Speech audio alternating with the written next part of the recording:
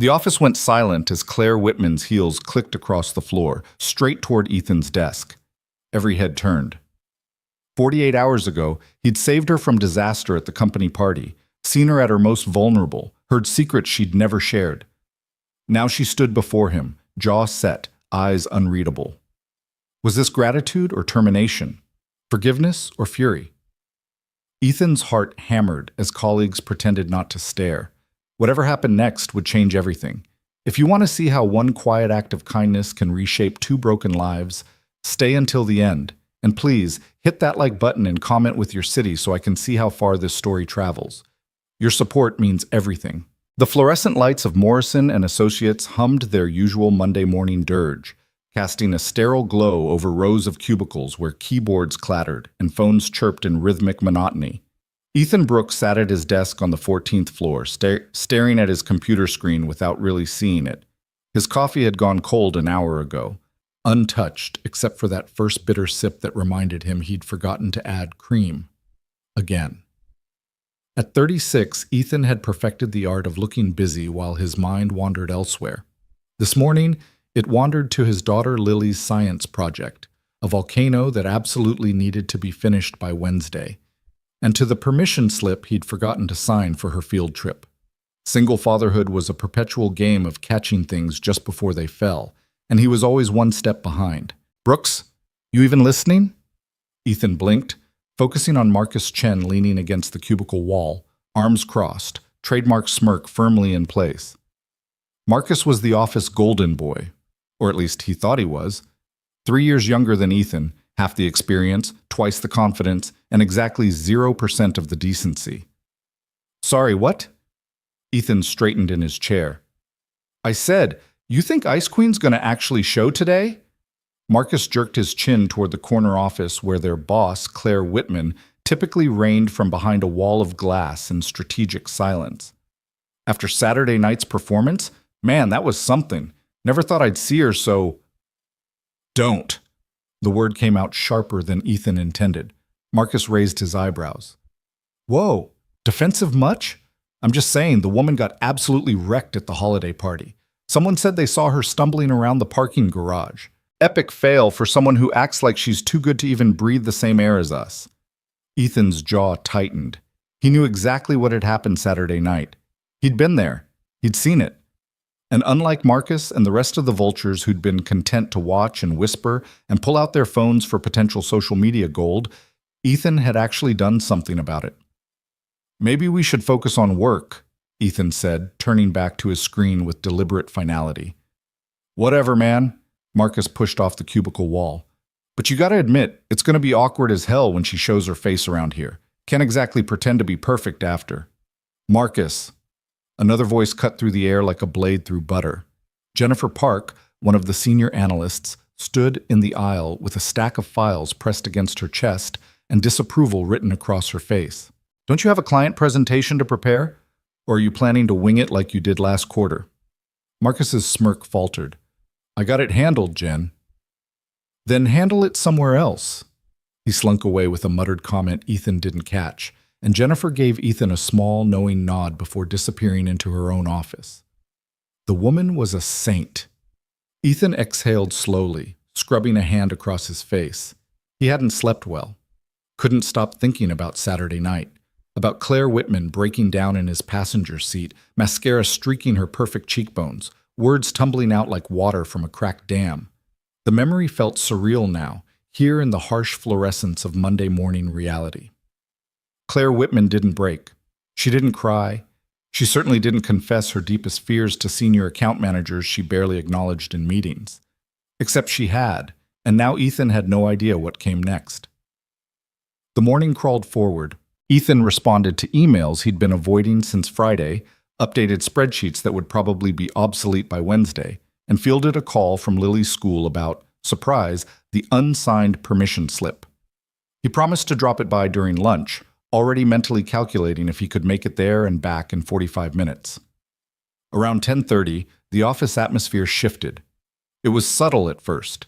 A change in the air pressure maybe, or just the collective consciousness of 50 employees all becoming aware of the same thing at once. Conversations dropped to whispers. People who'd been walking purposefully through the aisles suddenly found reasons to return to their desks. Ethan felt it like static electricity raising the hairs on his arms. He looked up. Claire Whitman stood at the elevator bank, perfectly composed in a charcoal gray suit that probably cost more than Ethan's monthly rent. Her blonde hair was pulled back in its usual immaculate twist. Her posture was ramrod straight. Everything about her screamed control, authority, untouchable competence. But Ethan knew what lay beneath that armor now. He'd seen it crack. Their eyes met across the distance. For a moment, just a heartbeat, something flickered in Claire's expression. Recognition, maybe. Or uncertainty. Then it was gone, replaced by that familiar mask of professional ice, and she turned toward her office without acknowledging anyone. "Well," Marcus's voice came from somewhere behind Ethan. "Guess the Ice Queen's throne didn't melt after all." Ethan ignored him. His heart was doing something complicated in his chest, a rhythm that felt too fast and too slow at the same time. He'd spent Sunday playing out scenarios in his head, trying to predict how Claire would handle seeing him again. Would she pretend Saturday never happened, thank him quietly, pull him into her office for damage control? He hadn't expected her to simply arrive. As if nothing had changed, maybe nothing had. The morning continued its relentless march toward lunch. Ethan tried to focus, really tried, but his attention kept drifting to that corner office where Claire Whitman sat behind her desk, visible through the glass walls she'd chosen specifically to remind everyone she was watching. He'd always thought those walls were about power, about intimidation. Now he wondered if they were about loneliness. At 11:47, Jennifer appeared at his cubicle. "Brooks, you got a minute?" "Sure." He minimized the spreadsheet he'd been staring at without actually reading. Jennifer glanced around, then lowered her voice. "Look, I don't know what happened Saturday night, and I'm not asking, but people are talking. Marcus isn't the only one running his mouth, and you know how fast gossip spreads in this place." Ethan's stomach sank. What are they saying? That Claire got drunk and made a scene, that she had to be carried out, that someone, no one's quite sure who, took her home. Jennifer's dark eyes searched his face. "I'm just saying, be careful. Claire doesn't do vulnerable. If she thinks people know she had a weak moment, she might come out swinging, and the person who witnessed it might end up in the blast radius." "She didn't make a scene," Ethan said quietly, "and she definitely wasn't carried anywhere." "I know. I was there, remember? I saw you leave with her." Jennifer's expression softened. "You did a good thing, Ethan, but good things don't always get rewarded around here." She left him with that cheerful thought, and Ethan sat back in his chair, a cold weight settling in his gut. He hadn't done it for a reward. He'd done it because it was right. Because watching Claire struggle with Marcus's wandering hands and his colleagues' indifference had made him physically sick. But Jennifer had a point. Claire Whitman hadn't built her reputation by showing gratitude. She'd built it by being ruthless, exacting, and utterly impenetrable. What if Saturday night had been the crack in her armor she couldn't afford? Lunch came and went in a blur. Ethan made it to Lily's school with 3 minutes to spare, signed the permission slip, and returned to find his desk covered in sticky notes from clients who'd apparently all decided noon on Monday was the perfect time to request status updates. He dove into responses, grateful for the distraction. At 2:17 p.m., his phone rang. Internal line, extension 1401. Claire's office. Ethan stared at the phone like it might bite him. It rang again. Around him, conversations continued oblivious. Nobody else knew his heart had just relocated to his throat. He picked up. "Ethan Brooks." "Mr. Brooks?" Claire's voice was crisp, professional, empty of emotion. "Please come to my office." The line went dead. Ethan set the phone down with a hand that wasn't quite steady. This was it. Whatever came next started now. He stood, straightened his tie. The blue one Lily said made him look like a real businessman, and walked toward the corner office. Each step felt simultaneously too fast and not fast enough. He could feel eyes on him, the weight of collective curiosity. Someone, probably Marcus, was definitely going to have commentary about this. The glass door to Claire's office was closed. Through it, Ethan could see her sitting at her desk, reading something on her computer screen with absolute focus. Or at least, appearing to. He knocked. "Come in." Ethan entered, closing the door behind him with a soft click that seemed unnaturally loud. Claire's office was exactly as he'd expected. Immaculate, organized, impersonal. No photos on the desk, no plants, nothing that suggested a human being worked here rather than a highly efficient robot programmed to maximize shareholder value. "Sit." Claire gestured to one of the chairs across from her desk without looking up from her screen. Ethan sat, waited. The silence stretched like taffy, long and uncomfortable. He could hear his own heartbeat, could hear the muffled sounds of the office beyond the glass walls, could hear absolutely nothing from the woman sitting 3 feet away. Finally, Claire looked at him. Her eyes were a shade of blue that reminded Ethan of winter sky, beautiful and cold. Except Saturday night they'd been red-rimmed and vulnerable, filled with a pain so raw it had stolen his breath.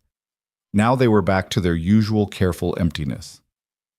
"I'm going to say this once," Claire began, her voice level and controlled, "and then we will never speak of it again." Here it comes, Ethan thought, the denial, the threat, the carefully worded warning about discretion and professional boundaries and keeping his mouth shut if he valued his career.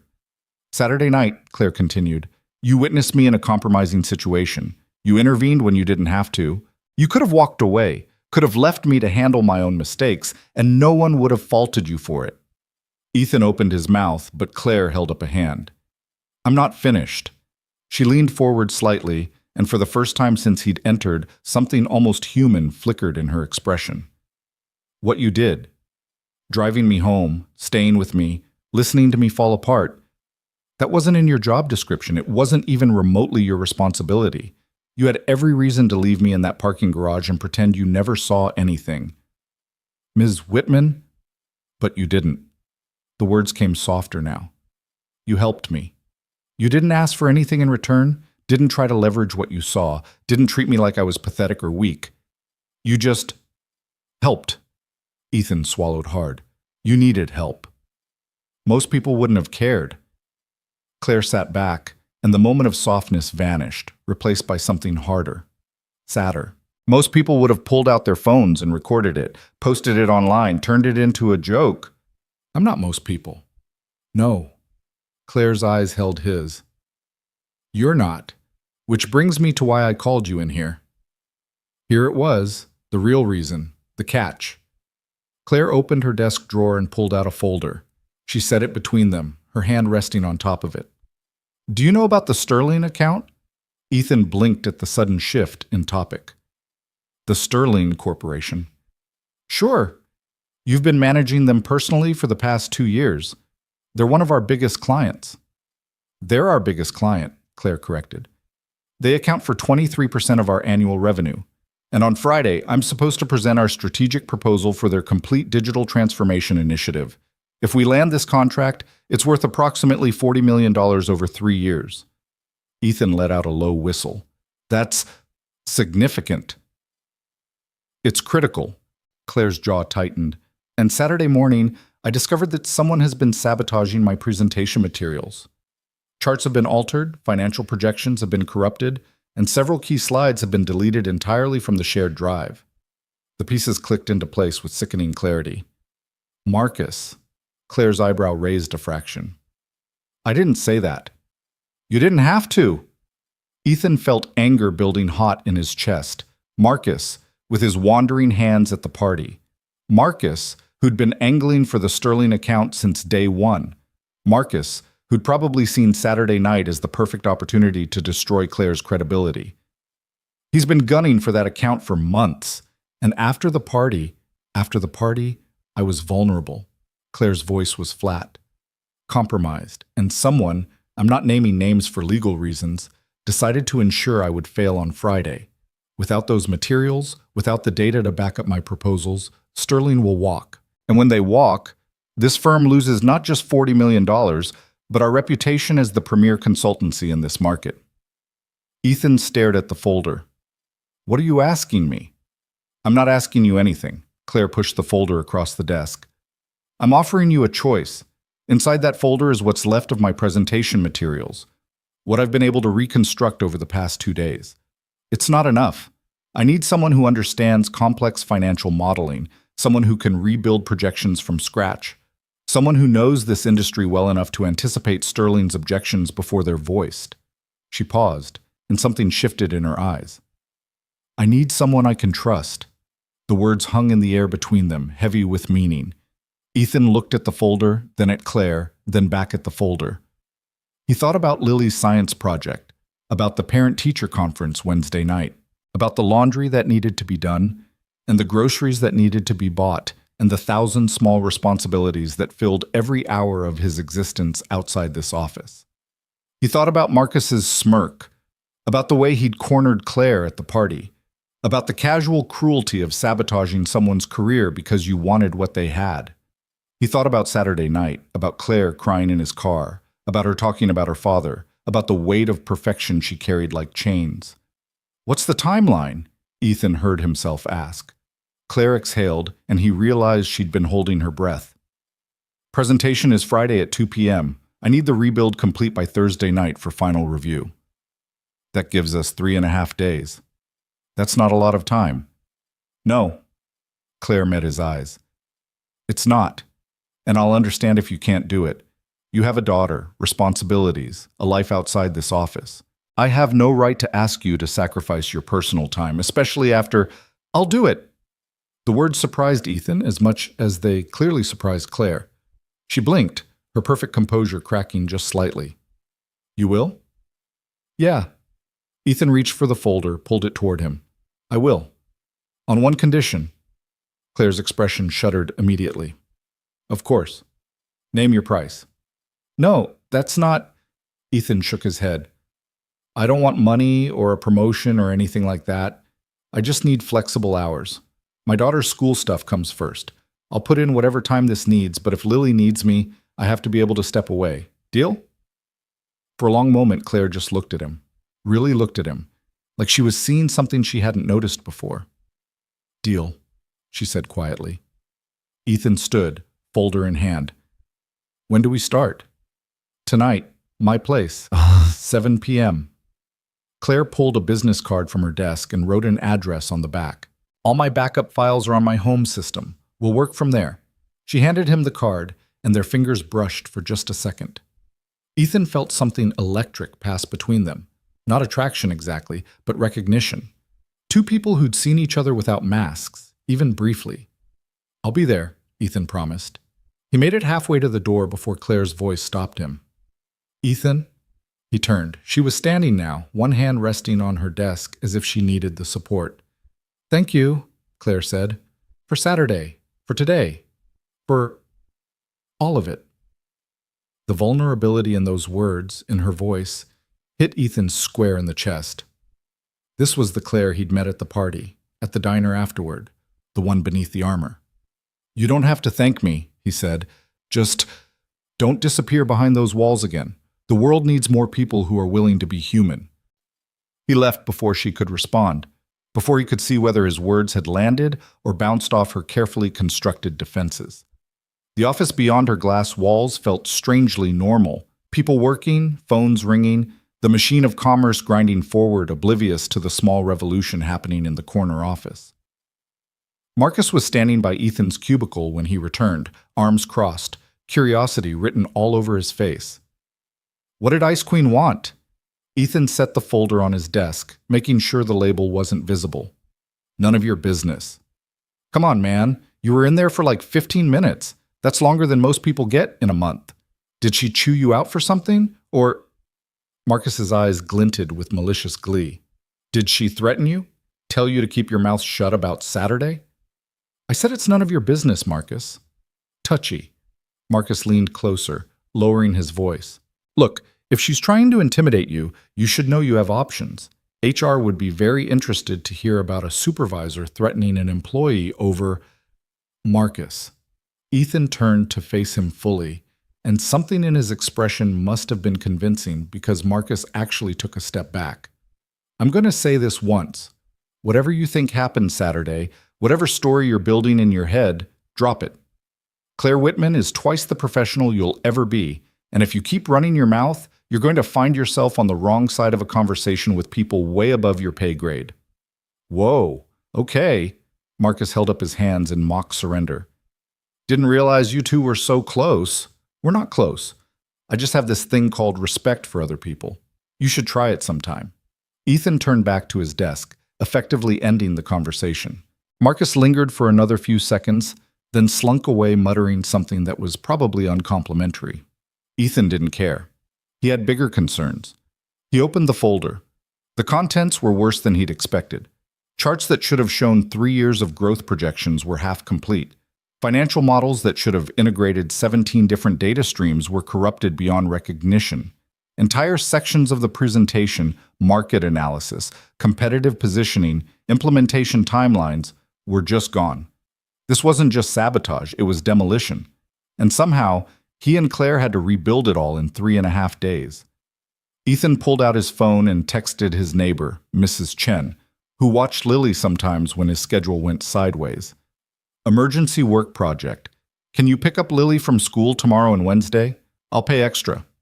The response came back almost immediately. Of course, dear.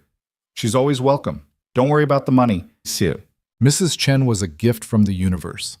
Ethan spent the rest of the afternoon making notes, identifying what needed to be rebuilt first, prioritizing sections by importance and complexity. By 5:30, his desk looked like a paper explosion had occurred, and his coffee cup had been refilled so many times he'd lost count. You still here?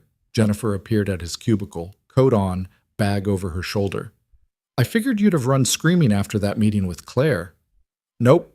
Still here. Still not screaming. Everything okay? Ethan looked up at her, at the genuine concern in her eyes. Jennifer was good people, one of the few in this place who seemed to actually care about her colleagues as humans rather than just competition. Yeah, he said. Everything's fine. Just got a big project dropped in my lap. Need help? The offer was tempting. Jennifer was brilliant with data analysis. But Claire had said trust, and expanding the circle felt wrong. Thanks, but I got it. Rain check? Any time. Jennifer squeezed his shoulder. Don't work too late. Even superheroes need sleep. She left, and the office slowly emptied around him. By 6:15, only a handful of people remained, the workaholics, the desperate, the ones with nowhere better to be. Ethan packed up his things, secured the folder in his briefcase, and headed for the elevator. The drive to Claire's place took 40 minutes in evening traffic. She lived in Thornhill Heights, the kind of neighborhood where the houses had names instead of numbers, and the landscaping probably cost more annually than Ethan's entire salary. He pulled up to the address on the card, a modern glass and steel structure that looked like it belonged in an architecture magazine, and sat for a moment, gathering his courage. This was really happening. He was about to spend the next 3 days working late nights with his boss, the woman who'd cried on his shoulder Saturday night to save her career from sabotage. His life had gotten weird. Ethan grabbed his briefcase and walked to the front door. Before he could knock, it opened. Claire stood there in jeans and a simple white sweater, her hair down for the first time he'd ever seen. She looked younger like this, more human. You came, she said, and there was something in her voice, relief maybe, or surprise. I said I would. People say a lot of things. Claire stepped back. Come in. Ethan entered a world of minimalist design and expensive taste. The entryway opened into a massive living room with floor-to-ceiling windows that overlooked the city. Everything was clean lines and neutral colors, beautiful and soulless. This way, Claire said, leading him through the living room to what appeared to be a home office that was probably bigger than Ethan's entire apartment. 2 desks sat facing each other, both already set up with monitors and keyboards. A whiteboard covered one wall, blank and waiting. On a table in the corner sat a coffee maker and what looked like enough snacks to sustain a small army. I thought we might be here a while, Claire said, following his gaze. Help yourself to whatever you need. They settled into work with surprising ease. Claire pulled up her backup files while Ethan started reconstructing the financial models from the notes and fragments that remained.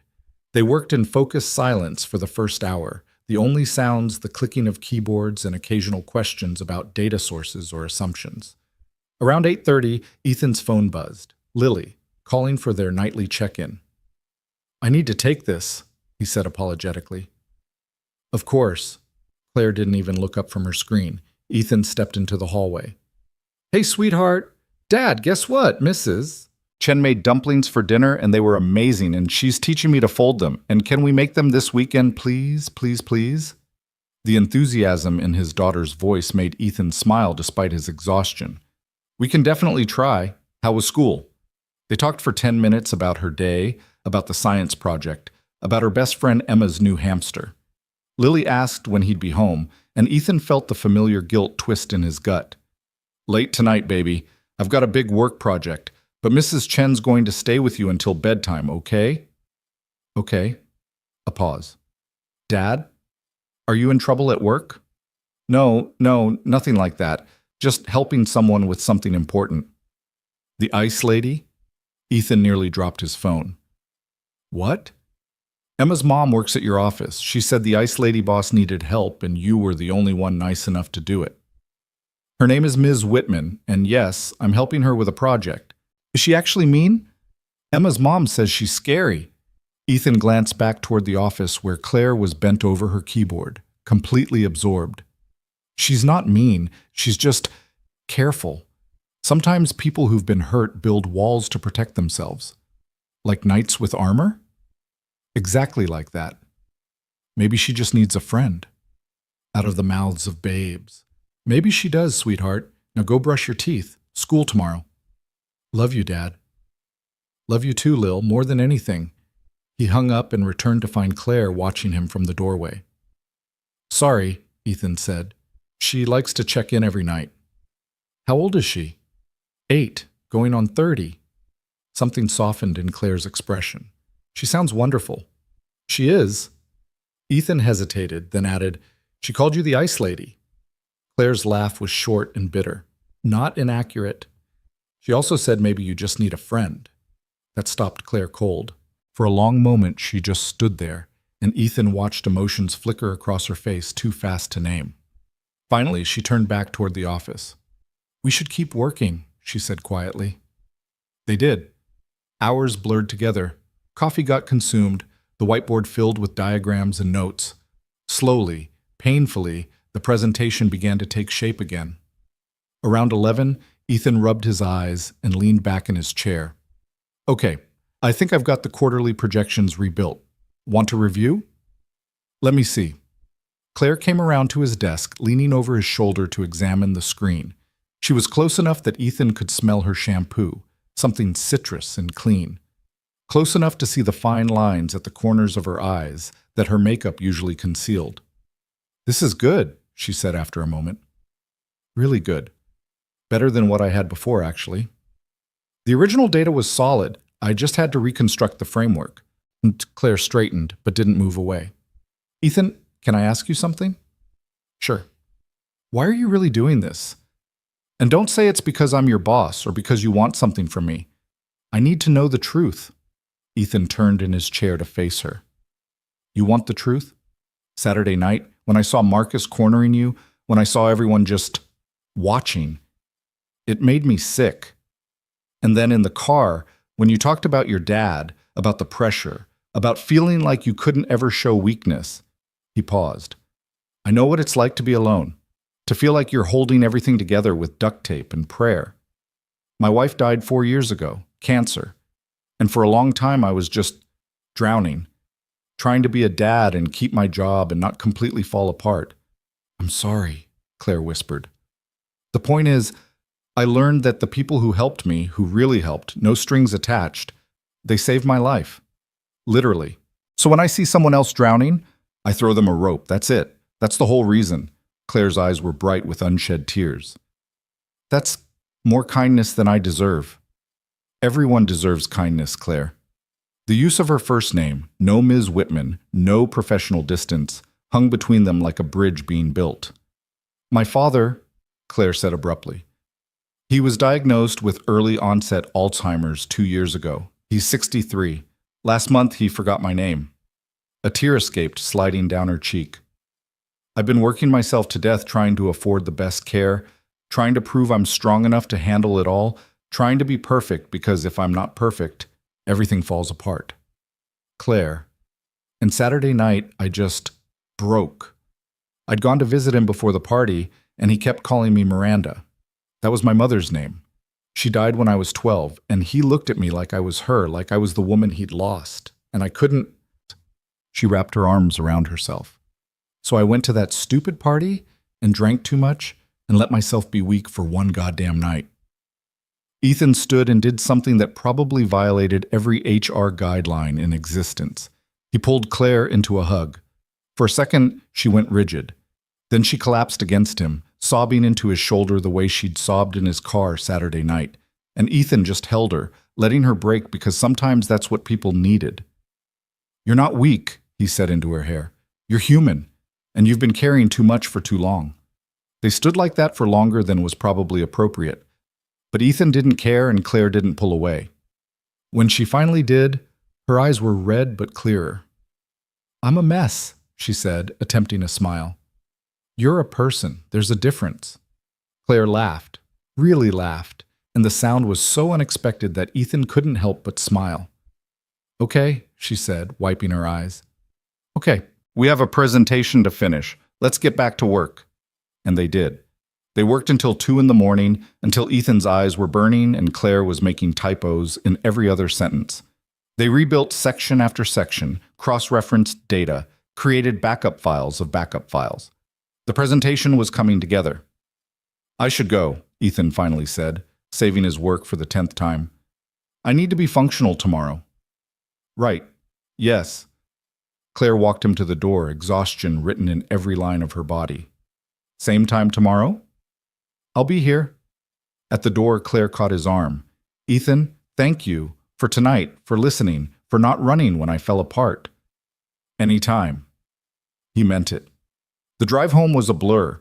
Ethan made it to his apartment at 3 a.m., checked on Lily, sleeping peacefully with her stuffed elephant clutched to her chest, and collapsed into bed fully clothed. His last thought before sleep claimed him was that maybe, just maybe, Jennifer had been wrong. Maybe good things did get rewarded sometimes. The alarm clock screamed at 6 a.m., and Ethan wanted to throw it across the room. 3 hours of sleep felt like 3 minutes, and his body protested every movement as he dragged himself out of bed. Coffee. He needed coffee strong enough to jumpstart a dead engine. Lily was already awake, sitting at the kitchen table with her math homework spread out in front of her, still in her pajamas with her hair sticking up in 17 different directions. "Morning, Dad," she said without looking up from her multiplication problems. "You look terrible." "Thanks, sweetheart. You really know how to boost a guy's confidence." "Mrs. Chen said you didn't get home until super late. Were you helping the ice? Ms. Whitman?" Ethan poured coffee that looked like it could strip paint and took a long drink. "Yeah, big project. It's going to be like this for the next few days." Lily finally looked up, her brown eyes, so much like her mother's that it sometimes hurt to look at her, studying him with an intensity no 8-year-old should possess. "Is she nice? When she's not being the ice lady?" "How did you explain Claire Whitman to a 3rd grader?" "She's complicated. She's had a lot of hard things happen, and sometimes when people hurt, they build walls to protect themselves. Like in my book, when the dragon pretends to be mean, but really he's just lonely." "Exactly like that." "You should be her friend, Dad. Everyone needs friends." If only adult relationships were as simple as playground logic. "I'm trying, Lil. Now go get dressed. School in 40 minutes. The morning routine unfolded with its usual chaos. Forgotten homework, missing shoes, a breakfast that consisted of cereal, and prayers that Lily wouldn't spill milk on her uniform. Ethan dropped her off at school with 30 seconds to spare, received a kiss on the cheek and a reminder that her science project was due Wednesday, and then drove to the office feeling like he'd already run a marathon. The office felt different on Tuesday morning. Or maybe Ethan just felt different. He couldn't stop thinking about last night, about Claire breaking down, about the presentation slowly taking shape, about the strange intimacy of working side by side with someone who usually existed behind walls of glass and professional distance. "You look like death warmed over." Jennifer appeared at his cubicle with a cup of coffee that she placed on his desk like an offering to the gods. Please tell me Claire didn't keep you at the office until midnight. Not the office, Ethan said, then immediately regretted it when Jennifer's eyebrows shot up. Not the office? Ethan Brooks, are you telling me you were at Claire Whitman's house? Working on a project, just work. At her house. It's not like that, Jen. Jennifer sat on the edge of his desk, her expression shifting from curious to concerned. I'm not judging, I'm just worried. Claire's reputation isn't built on warmth and accessibility. If you're getting pulled into something, I'm helping her with a presentation. That's it. Nothing nefarious, no ulterior motives. Okay. Jennifer didn't sound convinced, but she let it drop. Just be careful, and if you need backup, I'm here. She left him to face the mountain of emails that had accumulated overnight. Most were routine, but one made his blood run cold. From Marcus Chen, sent at 7:43 this morning, CC'd to half the office. Subject line, Sterling Account Transition Plan. Ethan opened it with a sense of dread that proved entirely justified. The email laid out in excruciating detail Marcus's proposal for supporting Claire during this challenging time by taking over primary responsibility for the Sterling presentation. He cited concerns about her recent personal struggles and suggested that the account was too critical to risk on someone who might not be at their best. It was a coup disguised as concern, and it was brilliant in its cruelty. Ethan's hands clenched into fists. He wanted to fire off a response, wanted to expose Marcus for the manipulative snake he was, wanted to defend Claire with every word at his disposal. Instead, he forwarded the email to Claire without comment and got back to work. Her response came 10 minutes later. Just 3 words. Let him try. Ethan smiled despite himself. There was the dragon under the armor. The morning crawled forward through meetings and client calls and the relentless grind of account management. Ethan functioned on autopilot, his mind half present, already planning the evening's work session. They needed to finish the competitive analysis section tonight, rebuild the implementation timeline, and review the financial projections for inconsistencies. At noon, his phone buzzed with a text from Claire. Can you do lunch? My office. We need to talk. He grabbed a sandwich from the cafeteria and made his way to the corner office, very aware of the looks he was getting. News traveled fast in this place, and apparently his repeated visits to Claire's office were becoming fodder for speculation. Marcus was standing near the elevator banks, talking to 2 guys from marketing, and the conversation stopped dead when Ethan passed. He felt their eyes on his back, felt the weight of judgment and curiosity, but kept walking. Claire's door was open. She sat at her desk, a salad untouched in front of her, staring at her computer screen with an expression that could have frozen lava. Come in, she said without looking up. Close the door. Ethan did, suddenly nervous in a way he hadn't been last night. Office Claire was different from home Claire. Here, the armor was back in place. You saw Marcus's email, Claire said. It wasn't a question. Yeah, it's garbage. It's strategy. Claire finally looked at him, and her eyes were hard. He's positioning himself as the hero stepping in to save the account while I'm emotionally compromised. It's actually quite clever. It's disgusting. It's business. Claire leaned back in her chair. And here's the thing. Part of me wants to let him have it. Let him take the Sterling account. Let him present on Friday. Let him think he's won. Ethan's stomach dropped. You can't be serious. Why not? I'm tired, Ethan. Tired of fighting. Tired of proving myself over and over. Tired of being the ice queen who can't show a single crack without someone trying to use it against me. She laughed, but there was no humor in it. Maybe Marcus is right. Maybe I'm not at my best. Stop. The word came out sharper than Ethan intended. Just stop. You know what Marcus is? He's a predator who saw weakness and decided to strike. He sabotaged your work, Claire. He's not stepping in to help. He's finishing what he started. You don't know that he sabotaged. Yes, I do, and so do you. Ethan moved closer to her desk. Saturday night, at the party, I saw him. Saw how he looked at you when you were vulnerable. Saw the calculation in his eyes. This isn't about the Sterling account.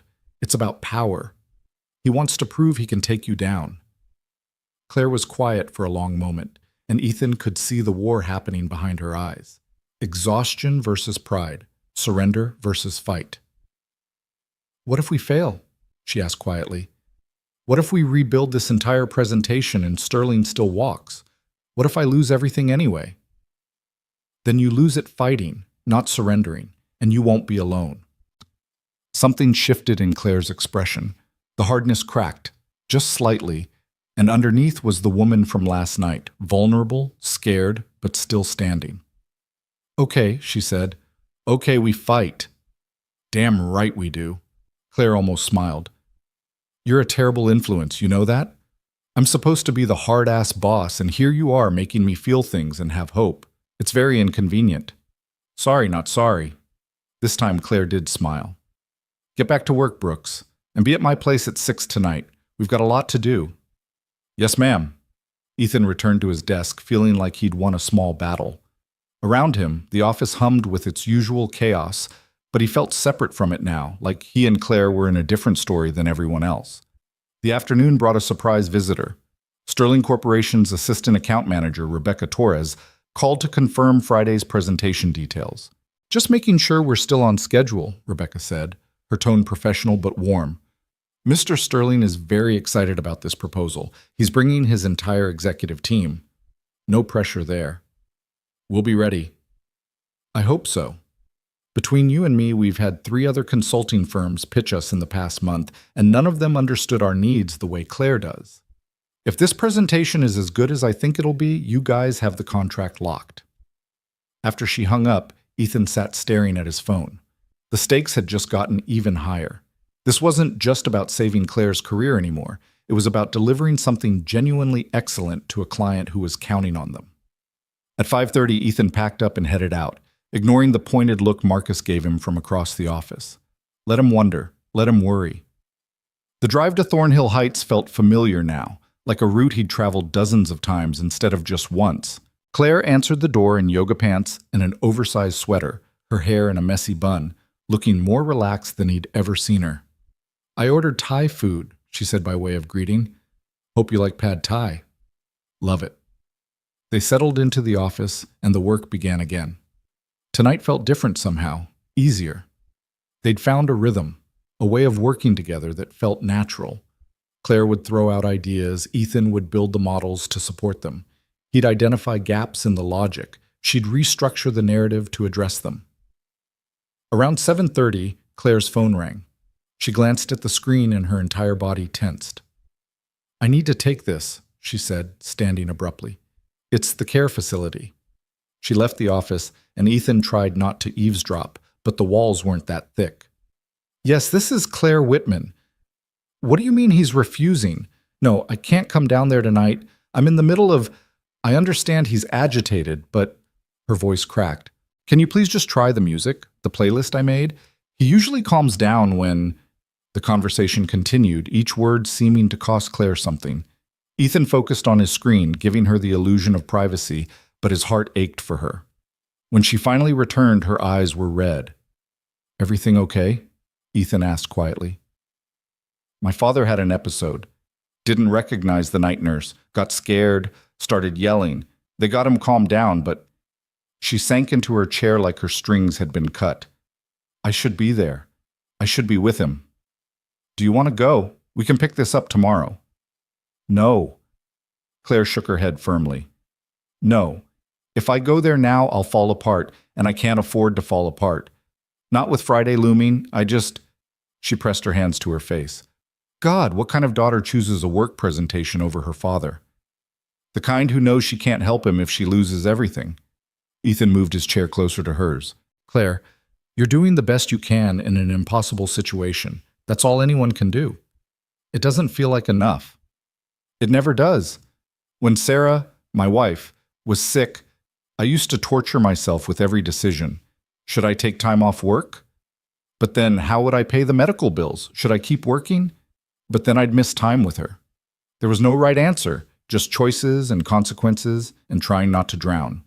Claire looked at him, really looked at him, and something passed between them. Understanding, maybe, or recognition. 2 people who'd been forced to make impossible choices. How did you survive it? She asked. Honestly, I'm not sure I did. Some days I feel like I'm still just going through the motions, waiting for life to feel real again. Ethan paused. But Lily helps. She reminds me that there's still joy in the world, still things worth fighting for. You're a good father. You know what? I'm a tired father who forgets permission slips and burns dinner and has no idea what I'm doing half the time. That still makes you good. Claire smiled sadly. My father was a good dad, too. Before the disease, he taught me to be strong, to never show weakness, to build an empire if that's what I wanted. And I did. I built everything he taught me to build. But now he doesn't even remember teaching me. He'd be proud of you anyway. Would he? Or would he be disappointed that I'm so focused on work I can barely visit him, that I'm sitting here rebuilding a presentation while he's scared and alone? Ethan reached out and took her hand. It was a bold move, probably inappropriate, but he did it anyway. Claire, listen to me. You are not alone in this. Not anymore. We're going to finish this presentation. We're going to nail it on Friday. And then you're going to take time off and visit your father and be present with him. But tonight, right now, we work. Okay? Claire squeezed his hand, and for a moment they just sat there, two broken people holding on to each other in the wreckage. Okay, she whispered. Okay. They worked until midnight, fueled by Thai food and determination. The competitive analysis section came together beautifully. Ethan rebuilt the implementation timeline with color-coded phases and milestone markers. Claire restructured the opening narrative to hook Sterling's team from the first slide. It was good, really good. Around 11, Claire stood and stretched, her back cracking audibly. I need a break. Want to see something? Sure. She led him out of the office, through the pristine living room, to a door he hadn't noticed before. When she opened it, Ethan found himself looking at a studio space. Easels, canvases, paints organized by color. You paint? He asked, genuinely surprised. Used to, before everything got so complicated. Claire walked to a canvas in the corner covered with a sheet. I haven't touched this stuff in over a year. She pulled back the sheet, revealing a half-finished painting of a beach at sunset. It was stunning, all oranges and purples and deep blues, the water so realistic Ethan could almost hear the waves. Claire, this is incredible. It's unfinished. So? It's still beautiful. Claire stared at the painting like it was a stranger. My father used to take me to this beach every summer, Cape May. We'd stay for a week, just the two of us after Mom died. He'd read on the beach while I built sandcastles and collected shells.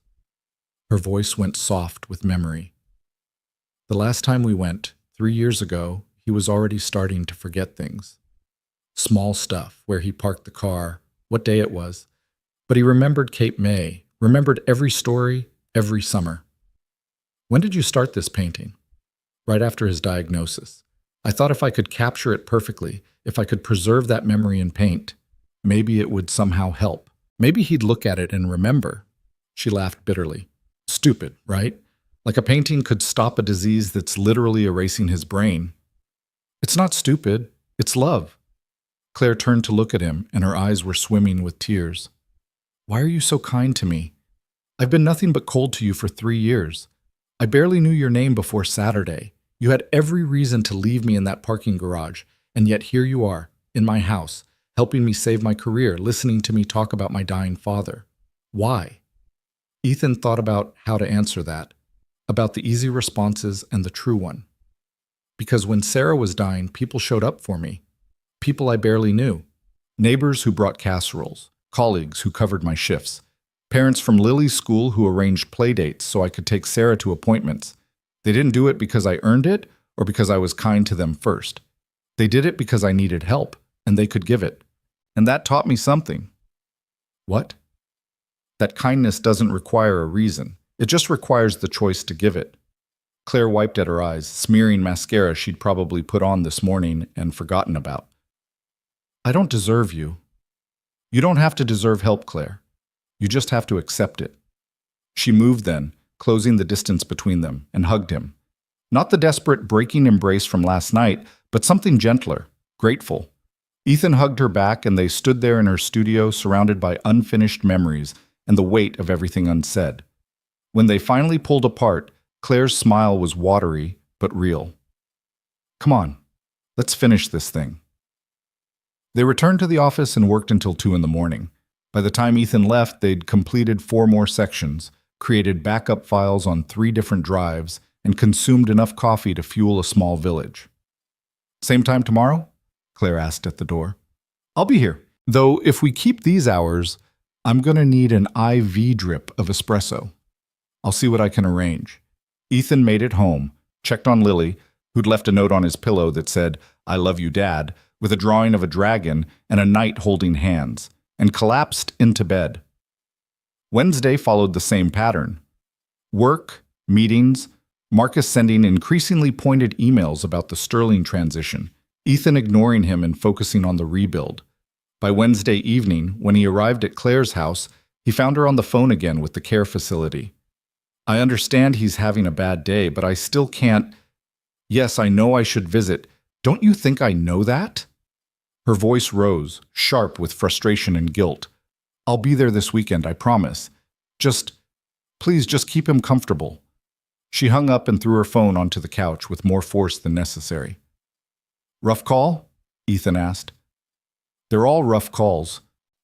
Claire ran her hands through her hair, destroying the careful style she'd started the day with. The nurse said he's been asking for Miranda, my mother, who's been dead for 24 years, and they want me to come down and help orient him to reality, like my presence is somehow going to magically fix his dying brain. You're doing everything you can. Am I? Because it feels like I'm choosing a PowerPoint over my father's last coherent moments. Ethan set down his briefcase and moved to sit beside her on the couch. You want to know what I think? Not particularly, but you're going to tell me anyway. I think you're terrified that if you go see him right now, you'll break. And if you break, you won't be able to finish this presentation. And if you don't finish this presentation, Marcus wins, Sterling walks, and you lose the career you've built your entire identity around. So you're holding on by your fingernails until Friday, and then you'll let yourself feel everything. He paused. Am I close? Claire stared at him like he'd just read her diary. That's uncomfortably accurate. I recognize the pattern. I did the same thing when Sarah was dying. Compartmentalized everything, kept working, kept functioning, because if I stopped for even a second, I'd fall apart. And I couldn't afford to fall apart because Lily needed me. Did you fall apart? Eventually, after the funeral, I had a complete breakdown in the produce section of a grocery store because I couldn't remember if Sarah liked red or green apples, and suddenly that felt like the most important thing in the world. Ethan smiled sadly at the memory. Mrs. Chen found me sitting on the floor crying next to the citrus display.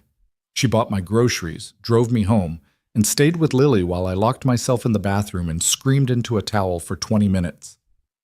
What happened after? I got up the next day and kept going, because that's what you do. You break, you grieve, you scream, and then you stand up and take the next step, and the step after that, until eventually the steps don't hurt quite so much. Claire leaned her head on his shoulder, and Ethan let her, this powerful woman who carried so much weight alone. I'm scared, she admitted quietly. Scared of losing my father, scared of failing on Friday, scared that even if we pull this off, I'll still be exactly who I was before, alone and cold and empty. You're not empty, you're just guarded. There's a difference. Is there? Yeah. Empty means there's nothing inside. Guarded means there's something worth protecting. Ethan shifted to look at her. Claire, I've seen who you are under the armor. You're brilliant and caring and strong as hell. The Ice Queen thing? That's just a costume you wear to work. It's not who you are. Then who am I? Someone who painted a beach to remember her father. Someone who works herself to exhaustion to afford the best care for him. Someone who's building a career that would make him proud even though he can't remember to be proud anymore. Ethan smiled. You're human, Claire. Messy and complicated and real, just like the rest of us. Claire was crying again, silent tears that tracked down her cheeks and dripped onto her sweater. How do you do that? Do what? Make me feel like it's okay to be broken. Because it is okay. We're all broken.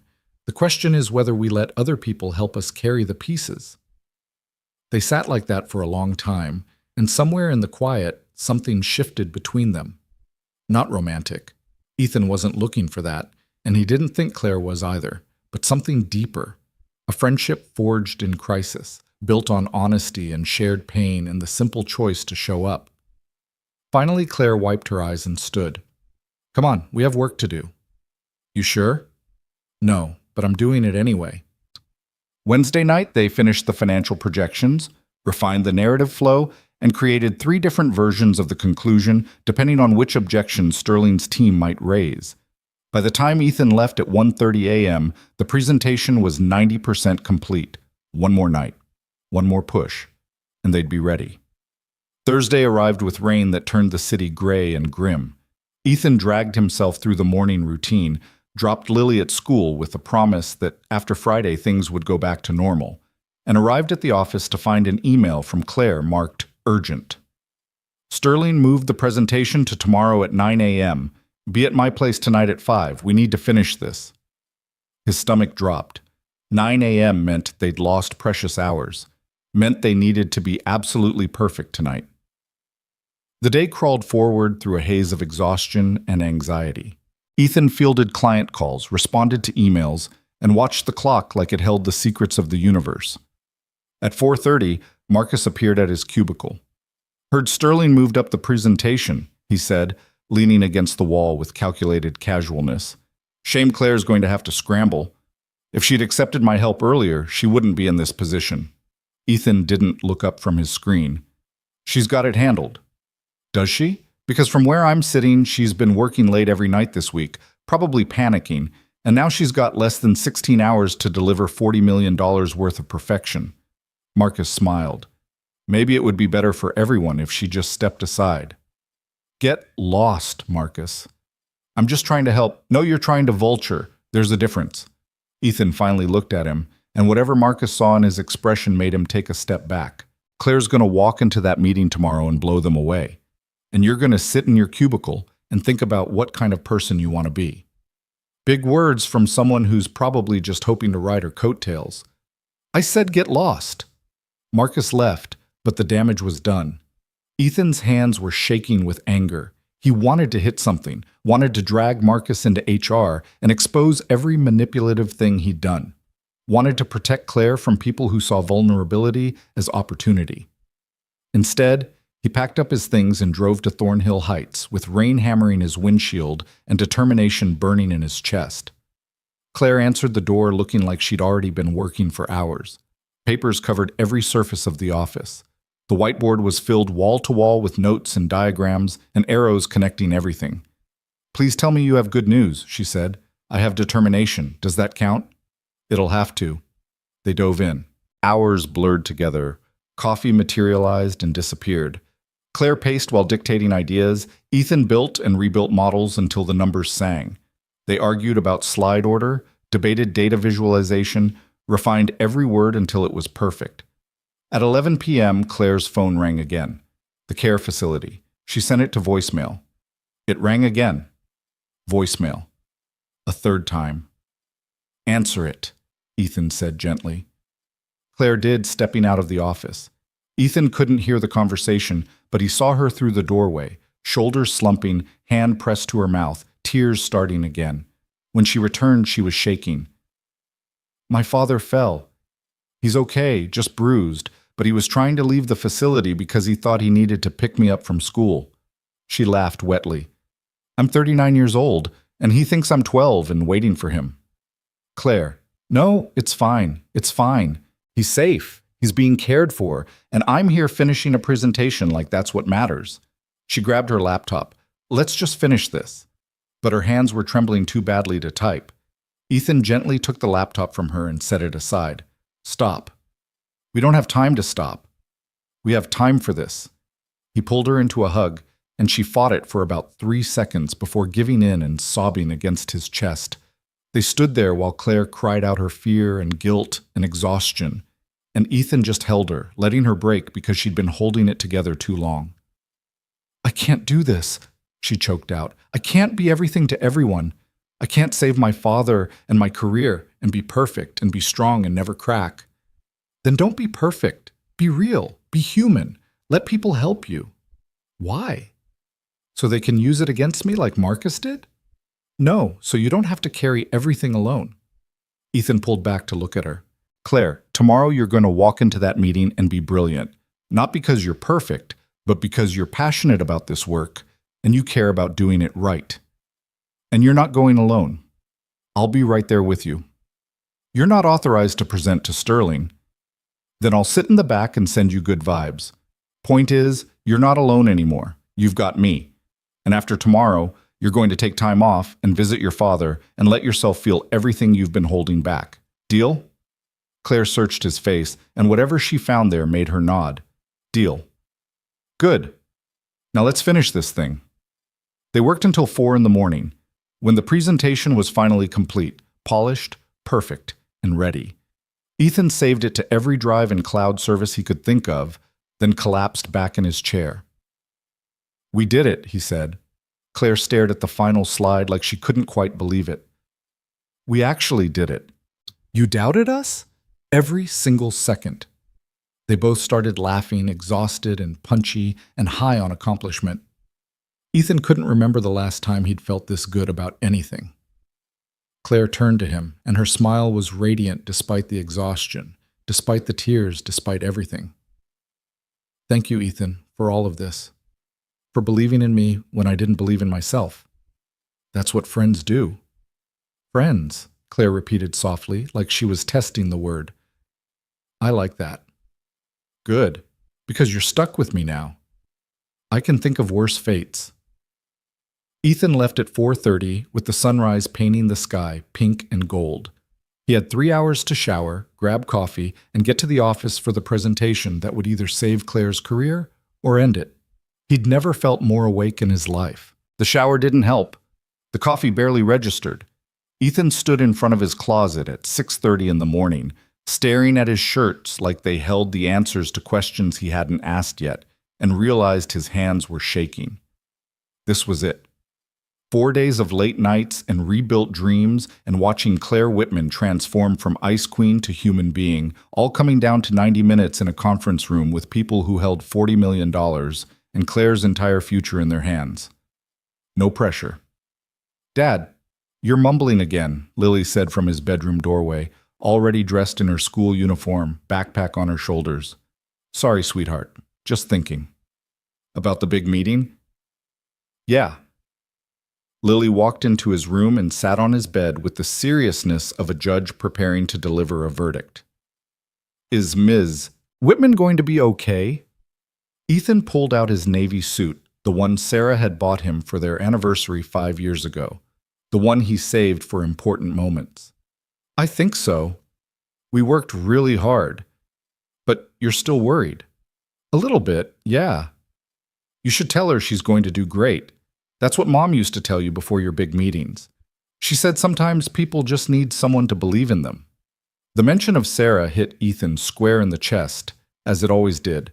Part pain, part love, part memory of everything they'd lost. Your mom was pretty smart. The smartest. Lily stood and hugged him around the waist. You're going to be great too, Dad. You and the ice lady are going to win. Her name is Claire, Lil. I know. But she's not really the ice lady anymore, is she? Not if you're friends.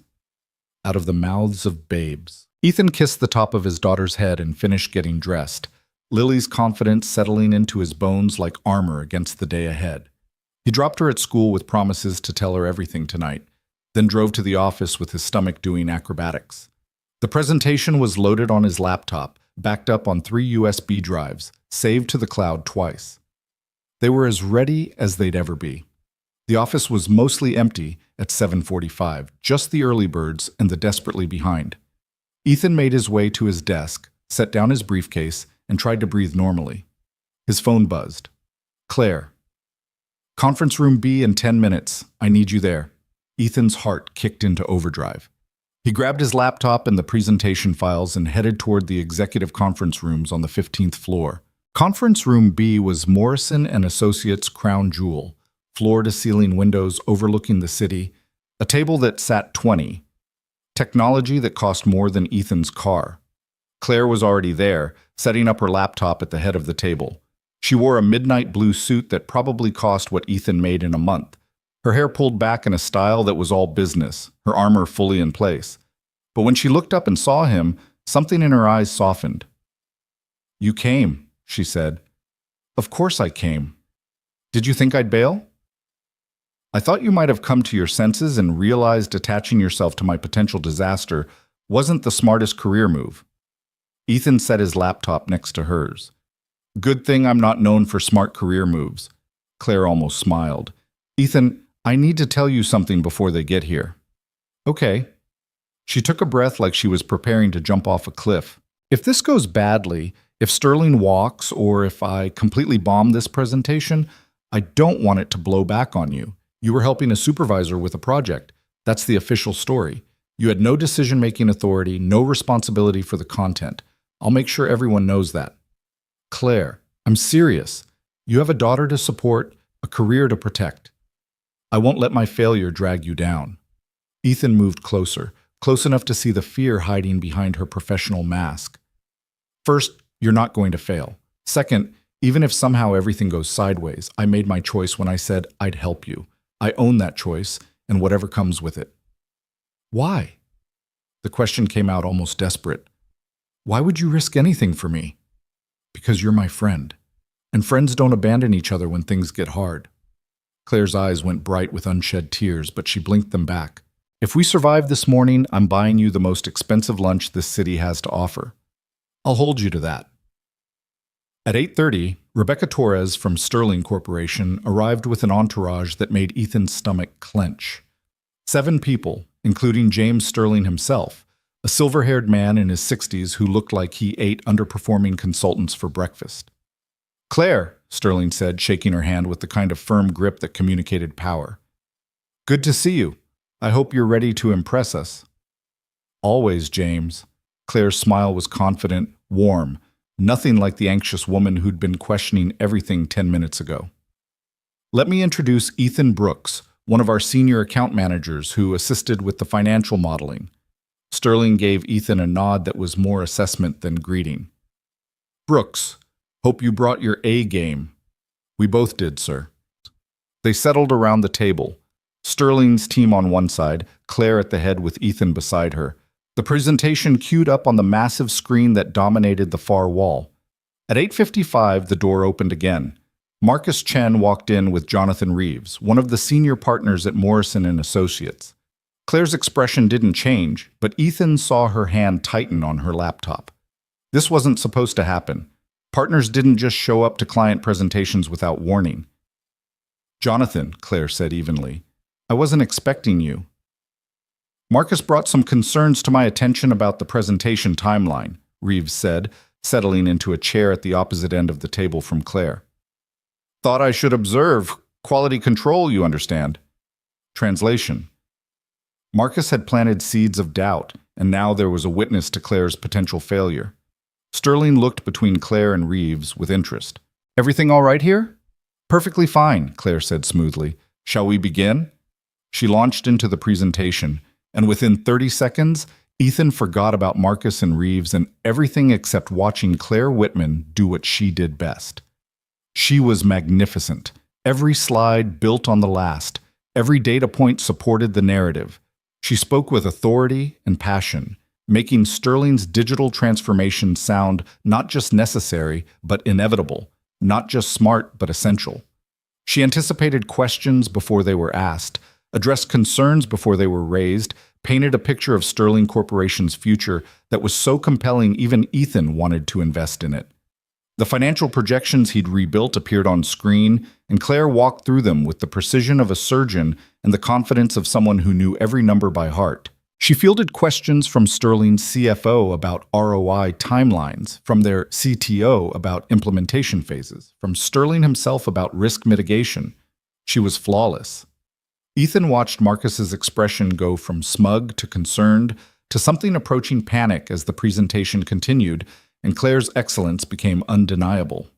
Reeves was taking notes, his expression unreadable but focused.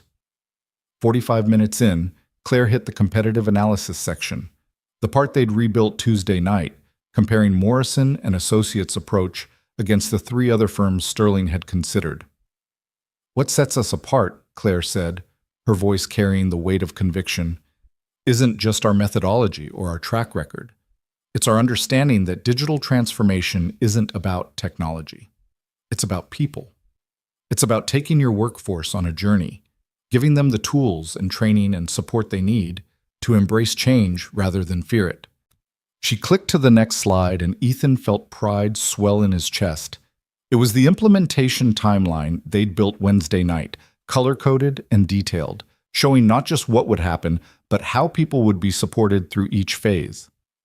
We're not just consultants, Claire continued. We're partners in your success, and that means we're invested in the outcome, not just the billable hours. Sterling leaned back in his chair, and Ethan couldn't read his expression. The rest of his team was engaged, asking questions that Claire answered with ease, but Sterling himself had gone quiet. The presentation built toward its conclusion, 3 different scenarios based on different levels of investment, each one showing clear paths to success. Claire had restructured this section Thursday night, making sure every option gave Sterling control while demonstrating Morrison and Associates' flexibility. "So here's what I'm proposing," Claire said, and her voice dropped to something more intimate, more human. A partnership built on trust, transparency, and shared goals. We're not asking you to take our word for it. We're asking you to let us prove it. She clicked to the final slide. A simple image of Sterling Corporation's logo integrated with Morrison and Associates branding, and underneath it, one line: "Building tomorrow together." The room went quiet. Sterling stared at the screen for what felt like an eternity. His CFO and CTO exchanged glances. Rebecca Torres was smiling, but trying to hide it. Finally, Sterling spoke. "That was impressive, Claire. Thank you, James. I have one question." Claire's expression didn't flicker. "Of course," Sterling gestured to the screen. "This financial modeling, these projections, they're significantly more detailed than what we discussed in our preliminary meetings. In fact, they address several concerns I had that we never got around to voicing. How did you know to build this level of detail?" Ethan's heart stopped. This was it, the moment where everything could still unravel. Claire looked directly at Sterling, and when she spoke, her voice was steady. Because good consulting isn't about waiting to be told what the client needs. It's about anticipating those needs before they're articulated. Ethan and I spent the past week rebuilding this presentation from the ground up, modeling scenarios we knew you'd want to see even if you hadn't asked yet. That's the level of proactive partnership you can expect from us. She'd said his name, put him right there in the spotlight with her, made it clear this was a team effort, not just her work. Marcus shifted in his seat, and Ethan saw the calculation in his eyes. He'd been expecting Claire to deflect or minimize, not openly acknowledge collaboration. Sterling nodded slowly. "Rebuilding from the ground up in a week. That's ambitious." "That's commitment," Claire corrected. "You're not just another client to us, James. Sterling Corporation represents exactly the kind of partnership we want to build our future on. We were willing to do whatever it took to prove that." "Even working through the night?" "Especially then." Sterling's expression cracked into something that might have been a smile. He looked at his team, some silent communication passing between them, then back to Claire.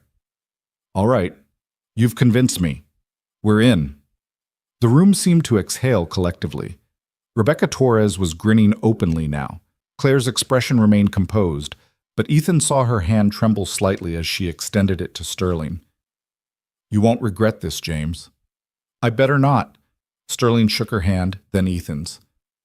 $40 million is a lot of faith to place in a consulting firm. Don't make me look stupid." "Never," Claire promised. The next 20 minutes were a blur of logistics and contract discussions, and Rebecca coordinating with Jonathan Reeves about paperwork. Marcus had gone silent, his face carefully blank, but Ethan could practically see the gears turning behind his eyes. When Sterling's team finally filed out, promising to have their legal department send over contracts by Monday, the conference room felt cavernous. Reeves stood, gathering his notes. "Claire, that was exceptional work.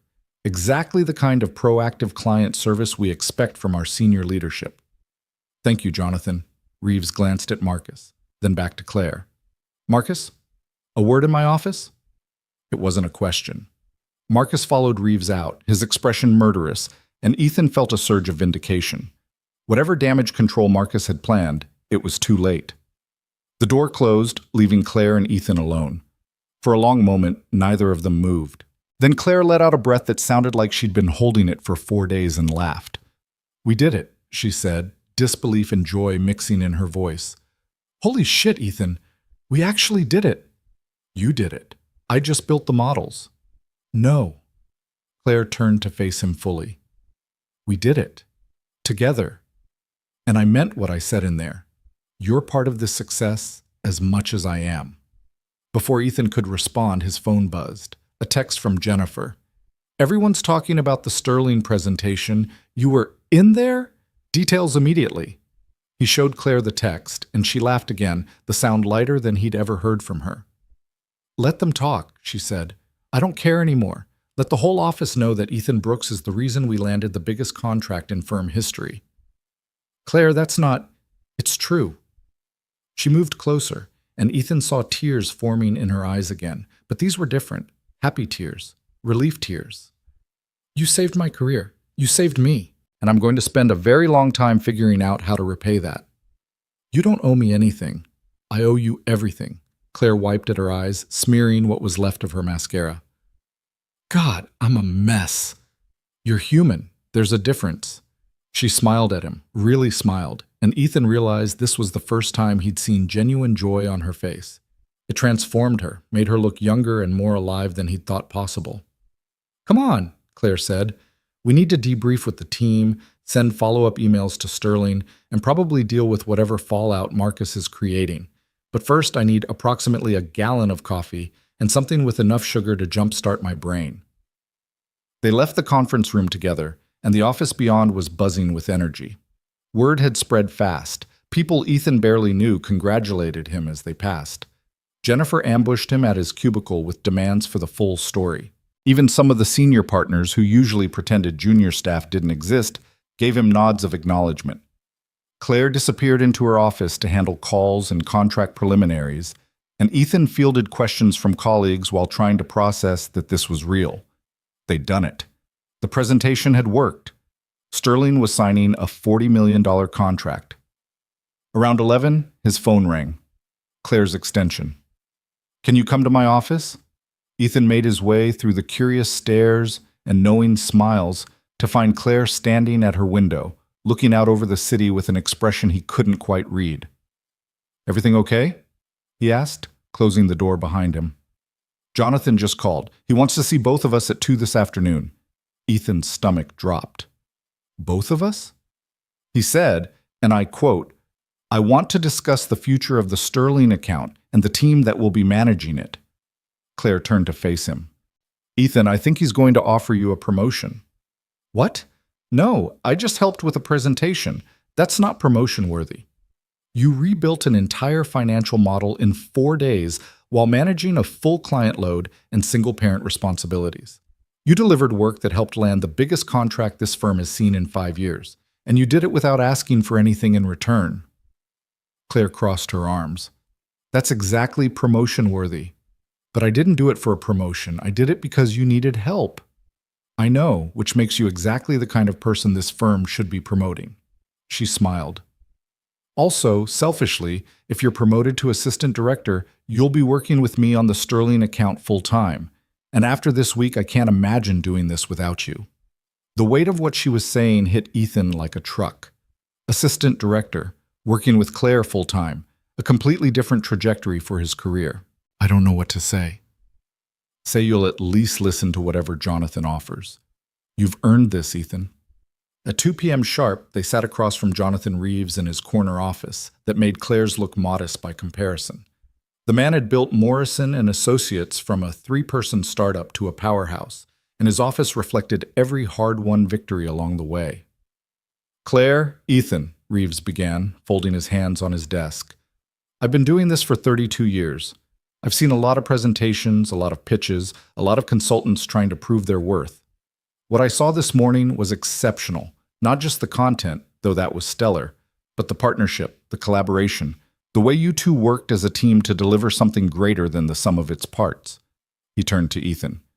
"Marcus Chen came to me yesterday with concerns about Claire's ability to deliver on Sterling.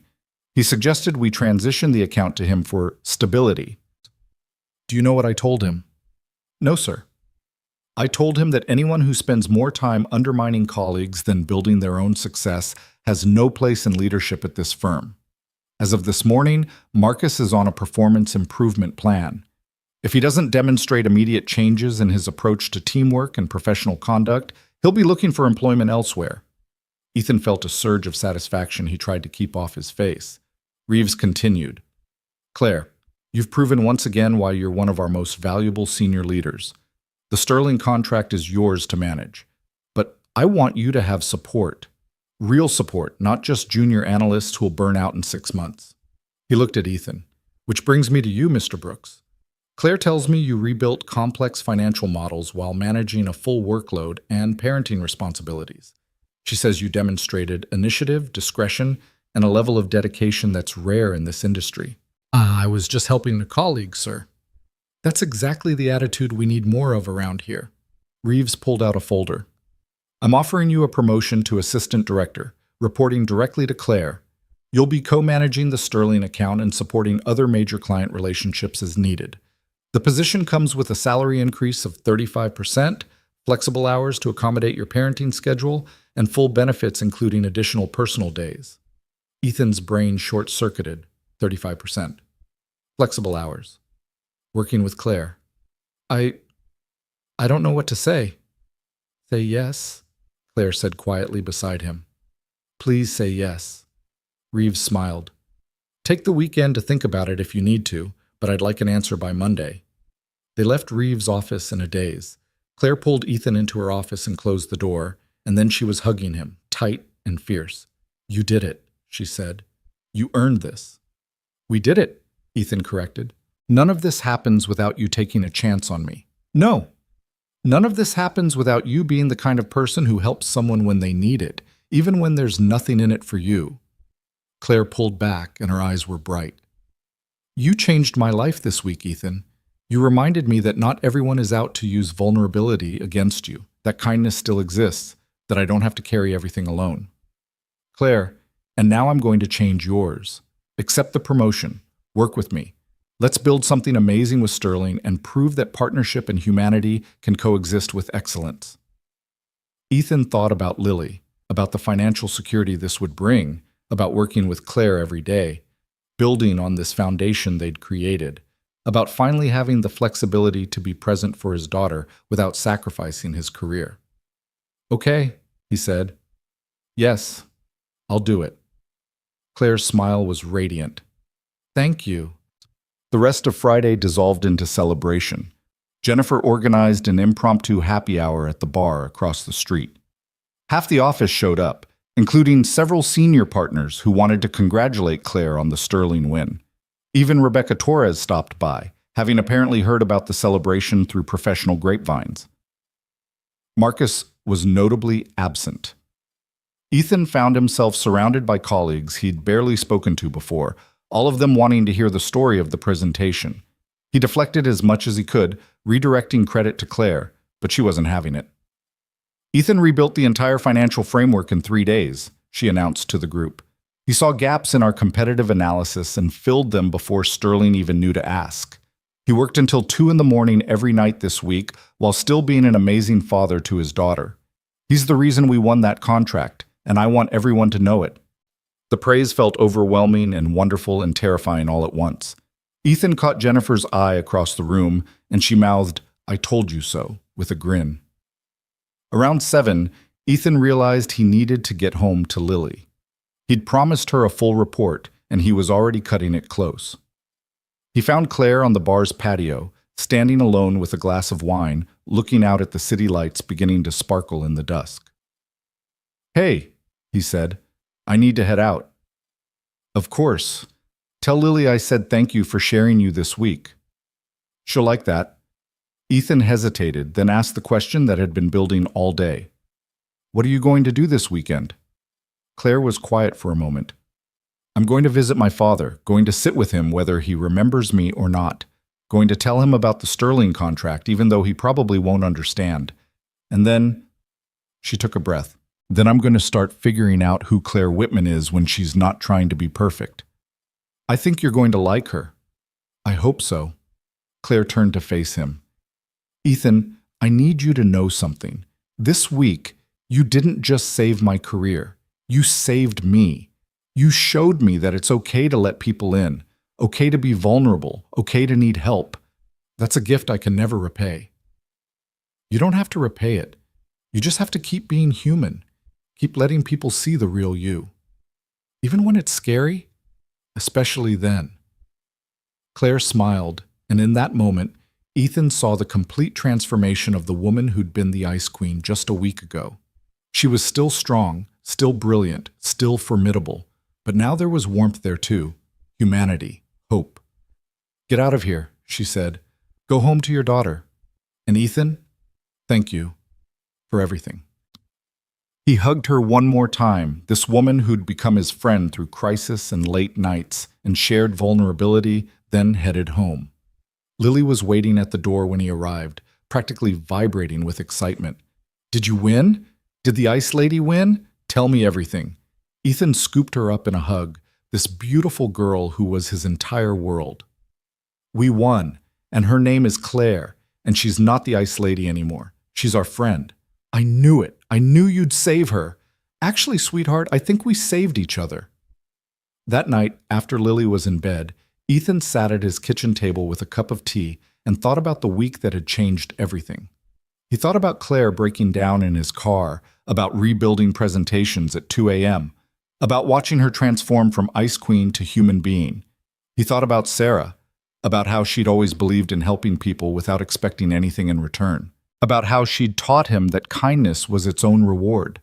And he thought about Monday, about starting a new position with new responsibilities and new possibilities, about working alongside Claire to build something meaningful, about having the flexibility to be present for Lily while still pursuing excellence in his career. His phone buzzed. A text from Claire. "Thank you for believing in me when I didn't believe in myself. And thank you for letting me be part of something real. See you Monday, partner." Ethan smiled and typed back, "See you Monday." "And Claire? You were never the Ice Queen. You were just waiting for the right people to melt the armor." Her response came quickly. "Looks like I found them." He set down his phone and looked around his small apartment, at Lily's drawings on the fridge, at the photos of Sarah that still held places of honor, at the life he'd built from grief and determination and love. And for the first time in 4 years, Ethan Brooks felt something he'd almost forgotten: hope for the future. Not because everything was suddenly perfect, but because he'd learned that sometimes one small act of kindness at the right moment could change everything, for yourself and for someone else. And that was worth more than all the success in the world. The weekend stretched before Ethan like a gift he hadn't known he needed. Saturday morning, he woke without an alarm for the first time in months, sunlight streaming through his bedroom window, and the absence of panic was so unfamiliar it took him a moment to recognize what he was feeling. Peace. Lily was already awake, sprawled on the living room floor with her volcano project materials spread around her like the aftermath of an actual eruption. She looked up when he emerged from his bedroom, her face splitting into a grin. "Dad, I've been waiting forever. Can we work on this now, please?" Ethan poured himself coffee and settled onto the floor beside her, and they spent the next 3 hours building a papier-mâché mountain that looked more like a lumpy potato than a geological formation. But Lily was proud of it, and that was all that mattered. "So when do you start your new job?" she asked, carefully painting the volcano brown. "Monday. Same office, just different responsibilities." "And you get to work with Claire?" "Miss Whitman, yes." Lily gave him a look that was far too knowing for an 8-year-old. "You like her?" "She's my friend and colleague." "Emma's mom says people at your office thought she was mean and scary, but she's not really, is she?" Ethan thought about Claire crying in his car, about her talking about her father, about the vulnerability she'd shown him over 4 intense days. "No, she's not mean. She's just been hurt before, so she built walls to protect herself. But underneath, she's one of the kindest people I've ever met." "Like the dragon in my book," Lily said sagely. "Everyone thought he was scary, but really, he just needed a friend." Exactly like that. They finished the volcano, cleaned up the mess, and spent the afternoon at the park where Lily played on the swings while Ethan sat on a bench and let his mind wander. He thought about Monday, about stepping into a role he'd never imagined having, About the salary increase that would mean Lily could do dance classes she'd been asking about, that they could maybe take a real vacation this summer, that he could breathe a little easier when unexpected expenses came up. But more than the money, he thought about working alongside Claire, about building something meaningful with Sterling Corporation, about being part of a partnership that valued humanity as much as results. His phone buzzed. A text from Claire with a photo attached. The image showed her standing next to an elderly man in a wheelchair, both of them on what looked like a care facility patio. The man's face was blank, confused, but Claire was smiling with her arm around his shoulders. The caption read, "Told him about Sterling. He didn't remember, but he smiled anyway. Thank you for pushing me to come here." Ethan typed back, "That's beautiful, Claire. How are you holding up?" The three dots appeared, disappeared, appeared again. Finally, "It's hard. He called me Miranda 3 times, but I'm here, and that's what matters. How's the volcano?" "Lumpy but magnificent. Lily says hi. Tell her thank you for sharing her dad with me this week." Ethan showed Lily the message, and she beamed. "See? She's nice. Can we invite her over for dinner sometime?" The question caught Ethan off guard. In 4 years of single parenthood, he'd been careful about who he brought into Lily's world. Sarah's death had taught him that people could disappear without warning, and he'd built his own walls to protect his daughter from that kind of loss. But Claire felt different, solid, real. "Maybe," he said. "Let's see how things go." Sunday brought the lazy rhythm of laundry and grocery shopping and Lily's insistence that they watch her favorite movie for the 14th time. Ethan's phone stayed mostly quiet except for a few messages from Jennifer demanding brunch and details, which he promised for next weekend. Around 7 p.m., as he was making grilled cheese sandwiches for dinner, his phone rang, Claire's name on the screen. "Hey," he answered. "Everything okay?" "Can I ask you something?" Claire's voice sounded small, uncertain. "Of course." "I'm still at the facility. My father had a good afternoon. He was lucid for almost an hour, talking about when I was little, remembering things I thought were lost, and then it all just slipped away again. And I'm sitting here in my car in the parking lot, and I don't want to go home to that empty house where everything is perfect and nothing is real." Ethan's heart ached for her. "What do you need?" "I don't know. Company, maybe? Someone to remind me that this week actually happened, that I didn't just dream the whole thing?" He looked at Lily, who was setting the table with exaggerated care, looked at the grilled cheese sandwiches that were definitely burning, made a choice. "Come over, have dinner with us. Nothing fancy, just grilled cheese and whatever Disney movie Lily forces us to watch, but you're welcome here." The silence on the other end stretched long enough that Ethan thought she might refuse. Then, "Are you sure? I don't want to intrude on your time with Lily." "You're not intruding, you're joining. There's a difference." "Okay, text me your address. I'll be there in 40 minutes. Ethan rescued the sandwiches, made more, and broke the news to Lily that they were having a guest. "Claire's coming? Here?" Lily's eyes went wide. "Dad, the apartment's a mess." It really wasn't, but they spent the next 30 minutes in a whirlwind of tidying that mostly consisted of Lily shoving her toys into closets and Ethan wondering when his daughter had become concerned about appearances. The knock came at 7:43. Ethan opened the door to find Claire standing there in jeans and a sweater, her hair down, holding a bottle of wine and looking nervous. "Hi," she said. "I brought wine, which I realize now might be inappropriate when there's a child present, but I panicked at the store and—" "Claire, breathe, come in." She stepped inside and Ethan watched her take in his apartment, the small but clean space, the photos of Sarah still on the walls, Lily's drawings covering the fridge, the comfortable chaos of a home actually lived in. "It's wonderful," Claire said quietly. "It feels like a home." Lily appeared from the hallway, suddenly shy in the presence of the woman she'd built up in her imagination. "Hi, Miss Whitman." "Hi, Lily. Your dad's told me a lot about you. He says you're the smartest third grader in the entire school." "He's biased." But Lily was smiling now. "Do you want to see my volcano?" "We finished it yesterday and it's actually really good, even though Dad says it looks like a potato." "I'd love to see it." Dinner was simple and chaotic and perfect. They ate grilled cheese and tomato soup at the small kitchen table, Lily regaling Claire with stories about school and her best friend Emma and the hamster situation that was apparently very dramatic. Claire listened like every word was fascinating, asked questions that showed she was actually paying attention, and slowly relaxed in a way Ethan had never seen at the office. After dinner, Lily insisted on showing Claire her room, which led to a tour of her bookshelf and a detailed explanation of which stuffed animals had which personalities.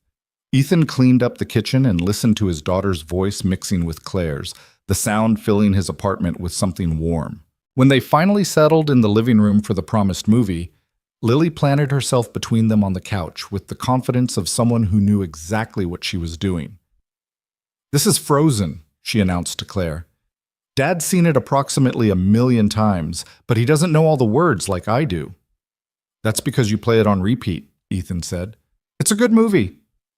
20 minutes in, Lily had unconsciously leaned against Claire's side. 40 minutes in, she was asleep with her head on Claire's lap. Ethan reached to move her, but Claire shook her head. "Let her sleep, she's fine." They watched the rest of the movie in comfortable silence, Lily's soft breathing a counterpoint to the music. When the credits rolled, Ethan carefully picked up his daughter and carried her to bed, tucking her in with her stuffed elephant. "She likes you," he said when he returned to the living room. Claire was standing at the window, looking out at the city lights. "She's wonderful, Ethan. You're raising an incredible kid." "I'm doing my best. Some days it feels like enough. Most days it doesn't. That's called being a good parent. The bad ones think they're doing great." Ethan moved to stand beside her. "How was it really, seeing your father today?" Claire was quiet for a long moment. Heartbreaking and beautiful and awful all at once. He remembered me for almost an hour, talked about teaching me to ride a bike, about my college graduation, about how proud he was when I made senior manager. And then he looked at me and asked when Miranda was coming home, and it all just vanished. "I'm sorry." The nurse told me the lucid moments will get rarer, that eventually there won't be any at all, that I should cherish everyone while they last. Claire's voice cracked. "How do you cherish something when you know you're losing it? You hold on as tight as you can for as long as you can. And when you can't hold anymore, you remember. You carry the memory even when they can't." Claire turned to face him, tears streaming down her face. "How did you do it? How did you survive watching Sarah die and still be this person who helps people and believes in kindness?" Ethan thought about those dark months after Sarah's death, about the grief that had nearly consumed him. "I didn't do it alone. People showed up for me. Mrs. Chen, Jennifer, colleagues I barely knew, parents from Lily's school. They brought food and offered childcare and just sat with me when I couldn't stand to be alone. They taught me that accepting help isn't weakness. It's how we survive the unsurvivable. I don't know how to do that. Accept help, I mean. You already did. Last week, when you asked me to help with Sterling. That was you letting someone in. That was desperation. No, that was courage." Ethan moved closer. "Claire, you spent this entire week showing me who you really are. The woman who paints beaches to remember her father. The woman who works herself to exhaustion to afford the best care for him. The woman who cried in my car and trusted me with her truth. That's not weakness. That's strength. It doesn't feel strong. Strength rarely does. It feels like barely holding on while the world tries to tear you apart. But you're still standing. That's what matters." Claire laughed through her tears. "When did you become so wise?" "When I realized that life's too short to waste time pretending to be someone I'm not. When I learned that the people worth having in your life are the ones who see you at your worst and choose to stay anyway." "Is that what you're doing? Choosing to stay?" "Yeah, Claire, that's exactly what I'm doing." She hugged him then, and they stood there in his small living room with the city lights painting patterns on the wall, two people who'd found friendship in the wreckage of their separate struggles. When Claire finally pulled back, she wiped her eyes and smiled.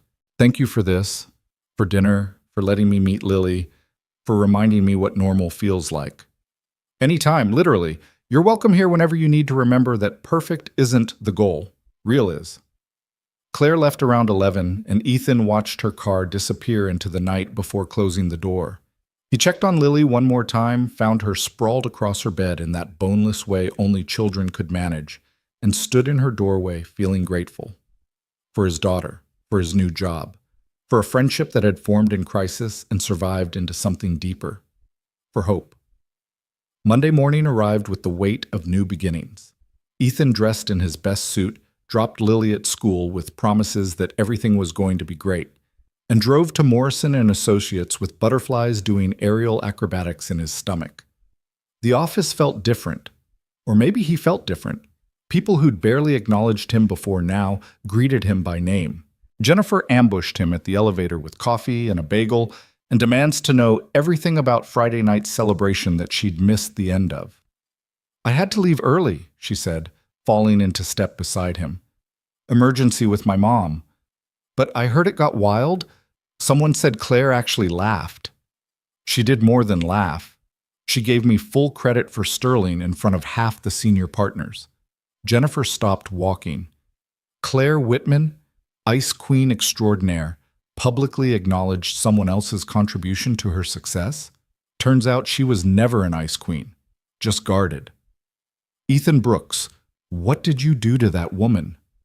I helped her remember that being human isn't a weakness. They reached his desk, except it wasn't his desk anymore. His things had been moved to a new office, a real office with walls and a door and a window that looked out over the city. The nameplate beside the door read, "Ethan Brooks, Assistant Director." "Holy shit," Jennifer breathed. "You got the corner office on 15? Apparently. His new office was 3 times the size of his old cubicle, with a desk that actually fit all his monitors, a small conference table for meetings, and a bookshelf waiting to be filled. On the desk sat a card in Claire's handwriting. "Welcome to the team, partner. Let's build something amazing." C. Beside the card was a framed photo of a beach at sunset, Cape May, if Ethan had to guess. The painting Claire had shown him in her studio, completed now, captured in a photograph. He picked up the frame, studying the brush strokes and colors, the love evident in every detail. "That's beautiful," Jennifer said from the doorway. "Where's it from?" "A friend," Ethan said quietly. "It's from a friend." He spent the morning settling into his new space, meeting with HR about his new contract and benefits, attending an orientation session for newly promoted directors. Around 11, Claire appeared in his doorway. "Settling in?" she asked. "Still feels surreal. I keep expecting someone to tell me there's been a mistake." "No mistake. You earned this."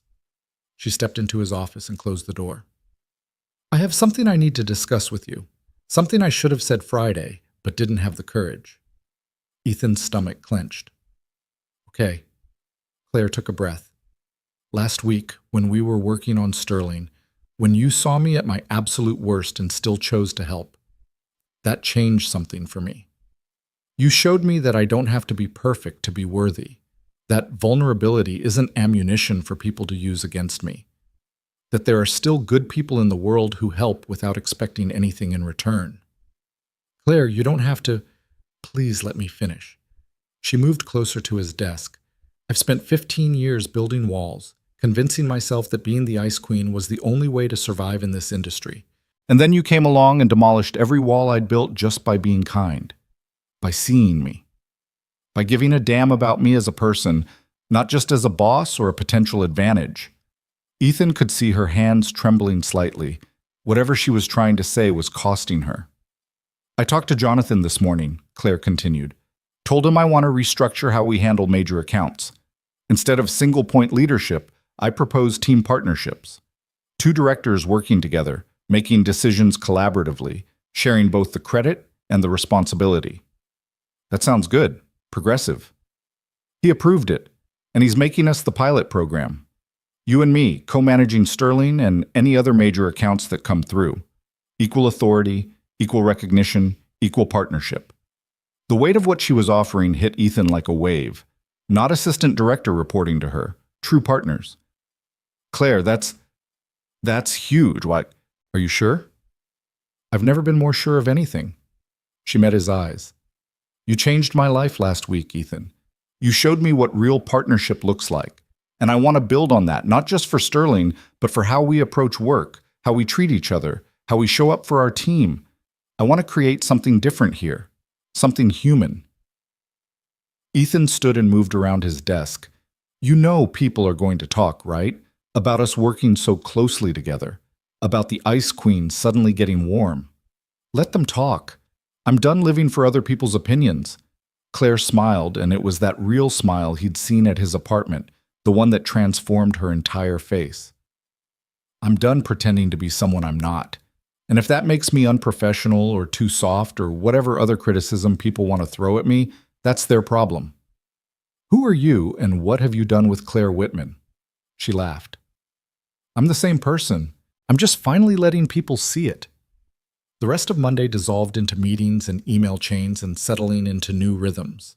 Ethan and Claire met with Sterling's team via video conference to discuss contract details and implementation timelines. They sat side by side, finishing each other's sentences, building on each other's ideas, demonstrating the kind of partnership that made Rebecca Torres comment that they seemed like they'd been working together for years. Natural chemistry, Rebecca said with a smile. That's exactly what we need for a project this size. After the call, Claire turned to Ethan. Did you hear that? Natural chemistry. We do work well together. Better than well. We're good at this, Ethan? Really good. Over the next few days, they settled into a routine. Morning strategy sessions over coffee, collaborative presentations to the broader team, afternoon debriefs where they celebrated wins and dissected what could be improved. Claire was different now. More open, more willing to acknowledge when she didn't have all the answers, more inclined to ask for help instead of trying to handle everything alone. And Ethan watched her transform, not just as a leader, but as a person. She started eating lunch with the team instead of isolated in her office. She asked Jennifer for advice on data visualization. She remembered people's names and asked about their lives. The Ice Queen was melting, and underneath was someone extraordinary. Thursday afternoon, Claire knocked on Ethan's door with an expression he couldn't quite read. I need to show you something, she said. Can you spare an hour? Sure. What's up? Just come with me. They left the office and drove to an address Claire punched into her GPS. 20 minutes later, they pulled up to a modern building that looked like a medical facility but felt more upscale. The sign out front read, Harbor View Memory Care. This is where my father is, Claire said quietly. I've been visiting every evening this week, and I realized I've been telling you about him, telling you about his disease, but you've never met him.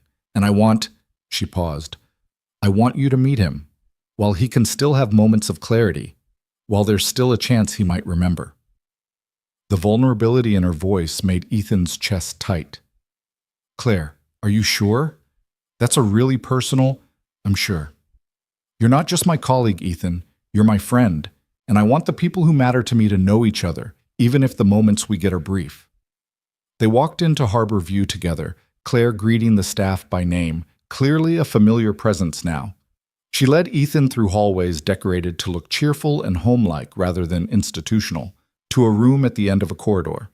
Inside, an elderly man sat in a chair by the window, looking out at a garden. He had Claire's eyes, that same shade of winter blue, and Ethan could see echoes of who he'd been in the set of his shoulders, the line of his jaw. Hi, Dad, Claire said softly, moving to kneel beside his chair. I brought someone to meet you. This is Ethan, my friend from work. Her father looked at her, and for a moment there was no recognition. Then something shifted, and he smiled. Claire Bear, he said, the childhood nickname emerging from the fog. You came. I always come, Dad. She took his hand. How are you feeling today? Tired, confused.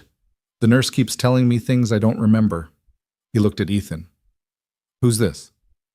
This is Ethan Brooks. He's my partner at the firm. We just landed a huge account together. Her father's gaze sharpened. Partner? Claire, you've always preferred working alone. You must trust him. I do. He's a good friend. Good. Good. Her father nodded slowly. Your mother always said you needed more friends. Said you worked too hard, kept everyone at a distance. It's good you found someone. Claire's eyes filled with tears. Dad, Mom's... But Ethan caught her eye and shook his head slightly. Let him have this moment, he mouthed. Claire understood. She squeezed her father's hand and smiled through her tears. Yes, Dad. I found someone. And you're right. I needed that. They stayed for 30 minutes. Claire's father drifted in and out of clarity, sometimes recognizing her, sometimes calling her Miranda, sometimes not recognizing anyone at all. But there were moments, brief, shining moments, where he was present, where he talked about Claire's childhood and shared memories that made her laugh. Ethan mostly listened, bearing witness to this intimate glimpse into Claire's life, feeling honored that she trusted him enough to share it. When they finally left, Claire was quiet on the drive back to the office. Ethan didn't push, just let her process whatever she needed to process. "Thank you," she finally said as they pulled into the parking garage, "for coming with me, for meeting him, for not making it weird. Thank you for trusting me enough to bring me. That meant something, Claire." "You mean something." She turned to face him. "You and Lily both. You've become important to me, and I needed you to know that. Needed you to see the part of my life that matters most, even though it's painful." "That's what friends do. They show up for the hard stuff." Claire nodded, wiping her eyes. "I'm learning that. Finally." They returned to the office, back to the work that waited, back to the partnership they were building. But something had shifted again, deepened. They weren't just colleagues anymore, weren't even just friends. They were becoming something rarer, two people who saw each other completely and chose to keep showing up. That evening, as Ethan drove home to Lily, his phone buzzed with a text from Claire. "Thank you for today, for every day this past week. You've given me something I didn't know I needed, the courage to be myself. That's a gift I'll spend a long time trying to repay." Ethan smiled and typed back, "You don't repay gifts, Claire. You pay them forward. Now go home, get some sleep, and tomorrow we'll change the world, one authentic human interaction at a time." Her response made him laugh. "One authentic interaction at a time. I like that. See you tomorrow, partner." And as Ethan pulled into his apartment complex, as he climbed the stairs thinking about Lily and dinner and homework and bedtime stories, he realized something profound. 2 weeks ago, he'd been going through the motions of life, doing his job, raising his daughter, existing without really living. And then Claire Whitman had stumbled into his path at exactly the right moment, and everything had changed. Not because of romance or drama or any of the things movies made important, but because two broken people had chosen to help each other stand, had chosen honesty over pretense, had chosen to build something real in a world that valued performance. And that choice, that simple, courageous choice to be human, had transformed everything. 3 weeks into the new partnership, Ethan arrived at the office to find chaos brewing. The Sterling implementation was ahead of schedule. Their collaborative approach was being studied by other departments as a potential model, and Claire had just walked into his office with an expression that meant something big was about to happen. "We have a problem," she said, closing the door behind her. Ethan looked up from the quarterly report he'd been reviewing. "Good morning to you too. What kind of problem?" "The kind where Jonathan wants us to present our partnership model to the entire executive team next Friday. As in, stand up in front of 20 senior partners and explain why collaborative leadership is worth restructuring decades of established hierarchy." "That's not a problem. That's an opportunity." Claire sat down across from his desk, and Ethan could see the old anxiety creeping back into her shoulders. What if they think it's weak? What if they see collaboration as a dilution of authority rather than a strength? Then we show them the results. Sterling's ahead of schedule, client satisfaction is through the roof, and our team engagement scores have jumped 30% in 3 weeks. Numbers don't lie. Numbers can be interpreted lots of ways. Ethan studied her face, seeing the fear underneath the professional mask she was trying to maintain. "What's really bothering you about this?" Claire was quiet for a long moment, her fingers drumming against the arm of the chair in a nervous rhythm he'd come to recognize. "What if I can't do it? Stand up there and be vulnerable in front of people who've only ever seen the Ice Queen version of me? What if I revert back to old patterns when I'm under pressure?" "You won't." "How can you be so sure?" "Because you're not that person anymore, Claire. You chose to change. You chose to let people in. That's not something you can just switch off when things get uncomfortable, isn't it? I spent 15 years building those walls. What makes you think a few weeks of friendship can undo all that?" Ethan moved around his desk and sat in the chair beside hers instead of maintaining the distance of authority. "Because I've watched you transform. I've seen you eat lunch with the team, Ask Jennifer for help. Remember people's birthdays. I've seen you visit your father every evening and let yourself feel the pain instead of compartmentalizing it. That's not performance, Claire. That's growth. She met his eyes, and he saw the vulnerability there, the fear of regression. What if I let you down? You won't. But even if you stumbled, even if you had a moment where the old patterns tried to reassert themselves, I'd be right there beside you. That's what partners do. Claire's smile was small, but genuine. When did you become my therapist? When you became more than just my boss. When you became my friend. They spent the next week preparing for the presentation, but this time it felt different. No midnight oil, no desperate scrambles, just two people working together to articulate something they'd built through trial and error and mutual trust.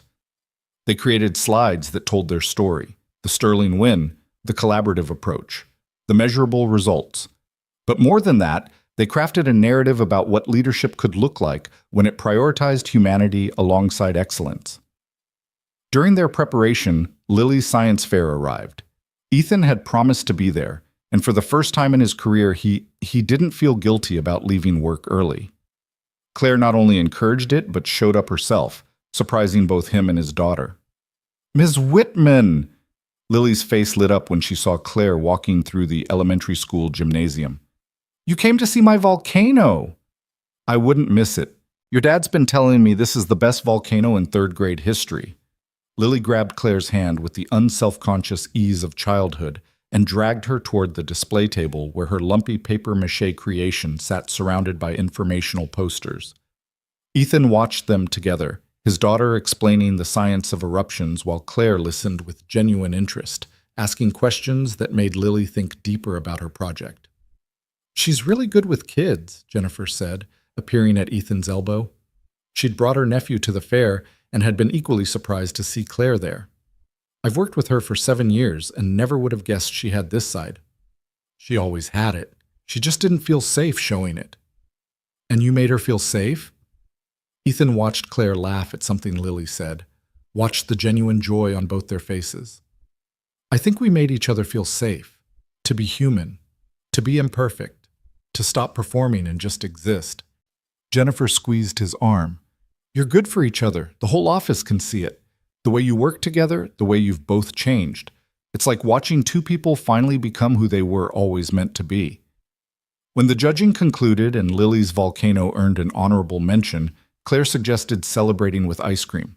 They ended up at a small shop near the school, the three of them crammed into a booth, Lily chattering about her classmates' projects while working her way through a sundae that was mostly whipped cream. "Thank you for coming," Ethan said quietly to Claire, while Lily was distracted by her dessert. "You didn't have to do that." "Yes, I did. She matters to you, which means she matters to me." Claire paused, choosing her words carefully.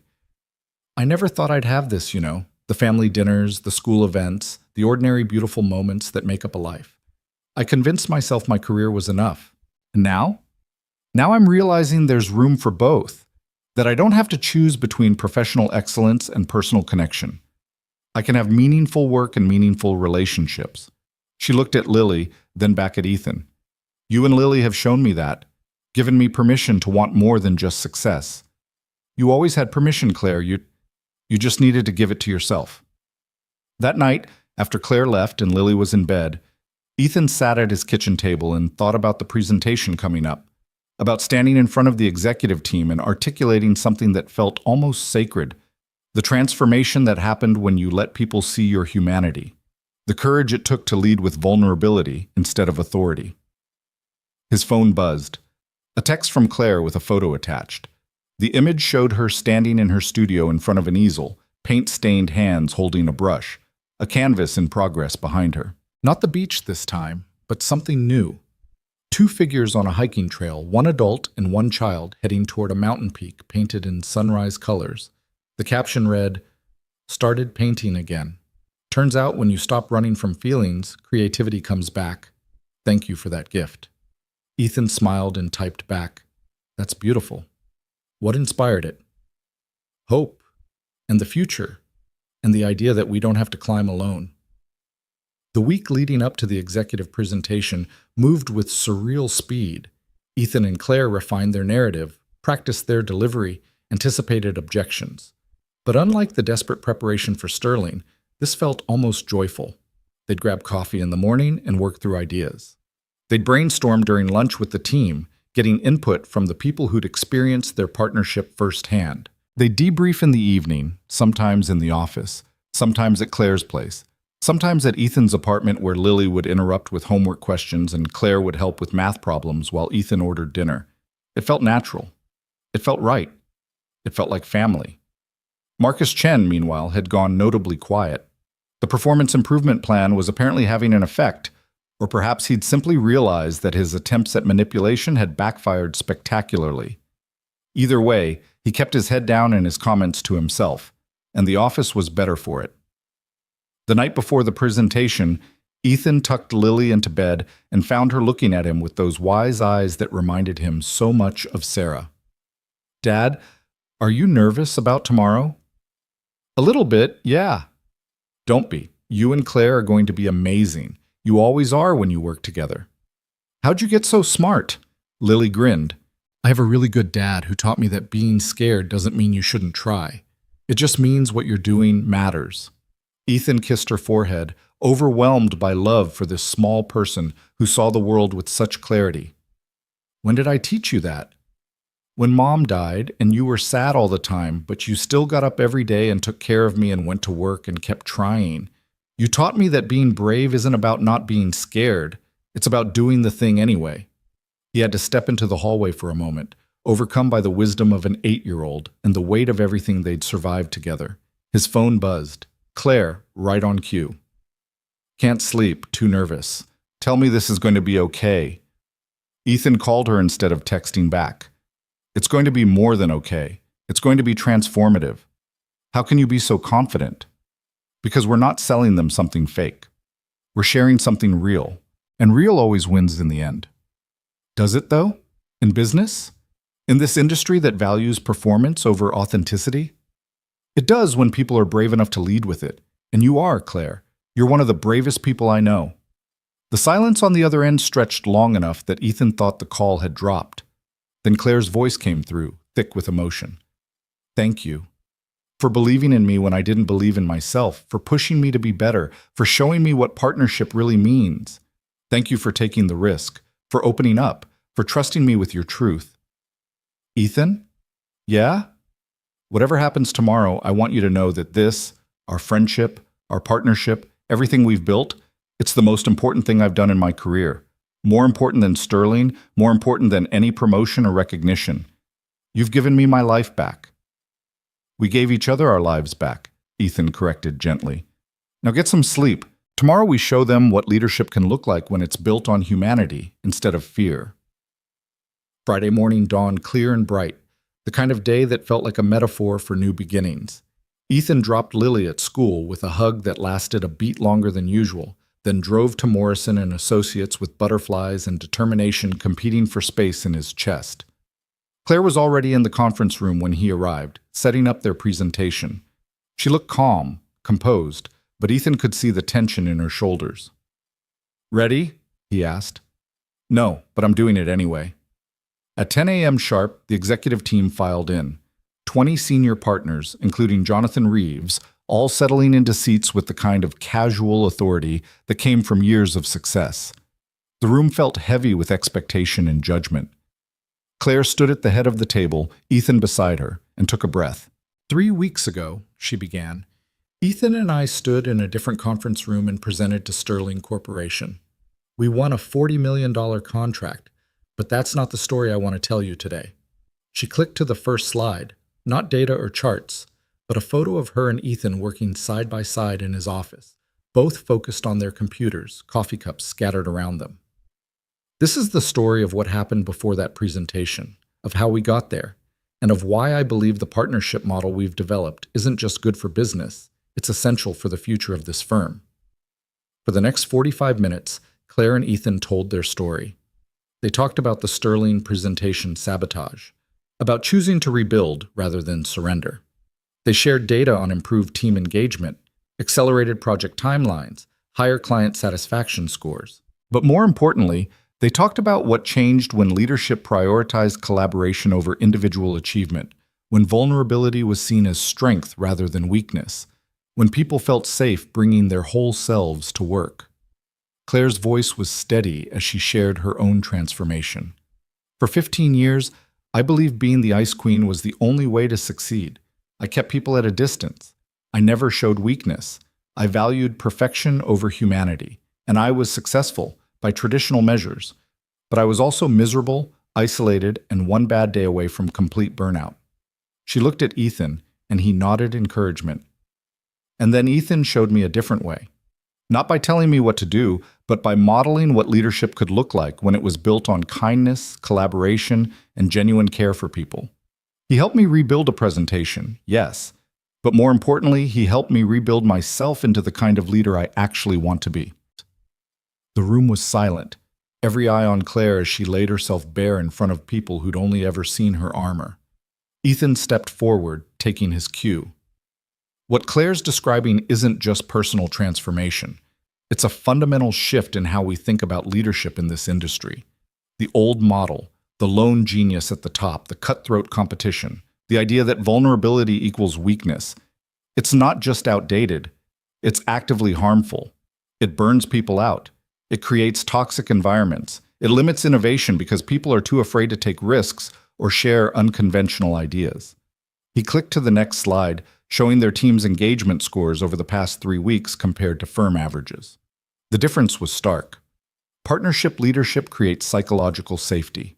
When people know their ideas will be heard, when they trust that their leaders are human too, when they see vulnerability modeled from the top down, they engage differently. They take more risks. They collaborate more effectively. They produce better work. One of the senior partners, Margaret Chen, no relation to Marcus, raised her hand. This all sounds wonderful in theory, but how does it scale? How do you maintain that level of personal connection when you're managing multiple teams, dozens of projects, hundreds of employees? Claire fielded the question without hesitation. You build a culture that values it.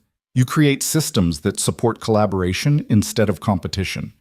You reward people for lifting each other up instead of stepping on each other to climb higher.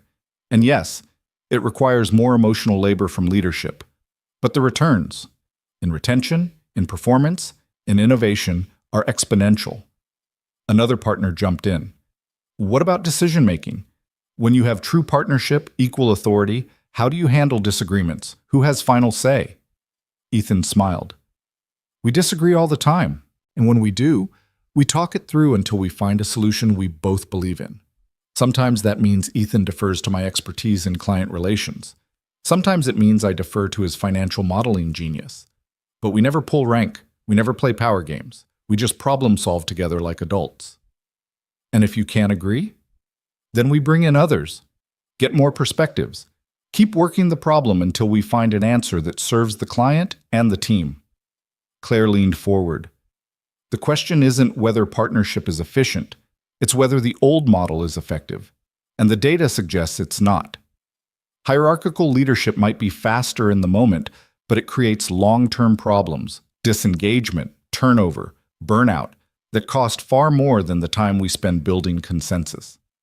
The questions continued, some skeptical, some genuinely curious, all pushing them to defend their model against decades of established practice.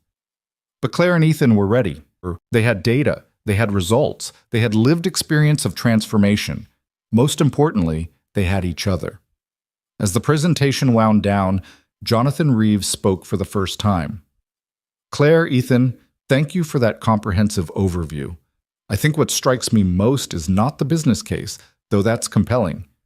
It's the courage it took to stand up here and advocate for something so fundamentally different from how this firm has operated. That takes guts. Claire met his eyes. It takes more guts to keep doing something you know is broken just because it's always been done that way. Reeves almost smiled. Fair point. We'll discuss this among the partners and get back to you with our decision about broader implementation. In the meantime, continue what you're doing with Sterling. The results speak for themselves. As the partners filed out, Jennifer caught Ethan's eye from across the room and gave him a thumbs up. Even Margaret Chen stopped to shake both their hands and say the presentation had given her a lot to think about. When the room finally emptied, Claire sank into a chair and let out a breath that sounded like she'd been holding it for an hour. "We did it," she said. "You did it. That thing you said about being the Ice Queen, about choosing to rebuild yourself, that was powerful, Claire. That was real leadership." "I was terrified the entire time." "Being terrified and doing it anyway, that's called courage." Ethan sat beside her. "And for what it's worth, I'm proud of you." Claire turned to look at him, and her eyes were bright with unshed tears. "I couldn't have done any of this without you. You know that, right? You didn't just help me with Sterling, you helped me find myself again. We helped each other. That's what partnership means." They sat in comfortable silence for a moment, the weight of what they'd accomplished settling around them. Then Claire's phone buzzed, a text from the care facility. Her face went pale. "What is it?" Ethan asked. "My father, he's asking for me. The nurse says he's having one of his lucid days and specifically requested to see me." Her hands were shaking as she stood. "I need to go. I'll drive you." "Ethan, you don't have to, I'm driving you. We're partners, remember? In all things." The drive to Harborview was quiet, Claire staring out the window with anxiety written in every line of her body. Ethan didn't try to fill the silence with platitudes. He just drove, present and steady, offering support through proximity. When they arrived, the nurse met them at the entrance. "He's been asking for you for the past hour. He's quite clear today. Remembers your name, remembers where he is. We don't know how long the clarity will last."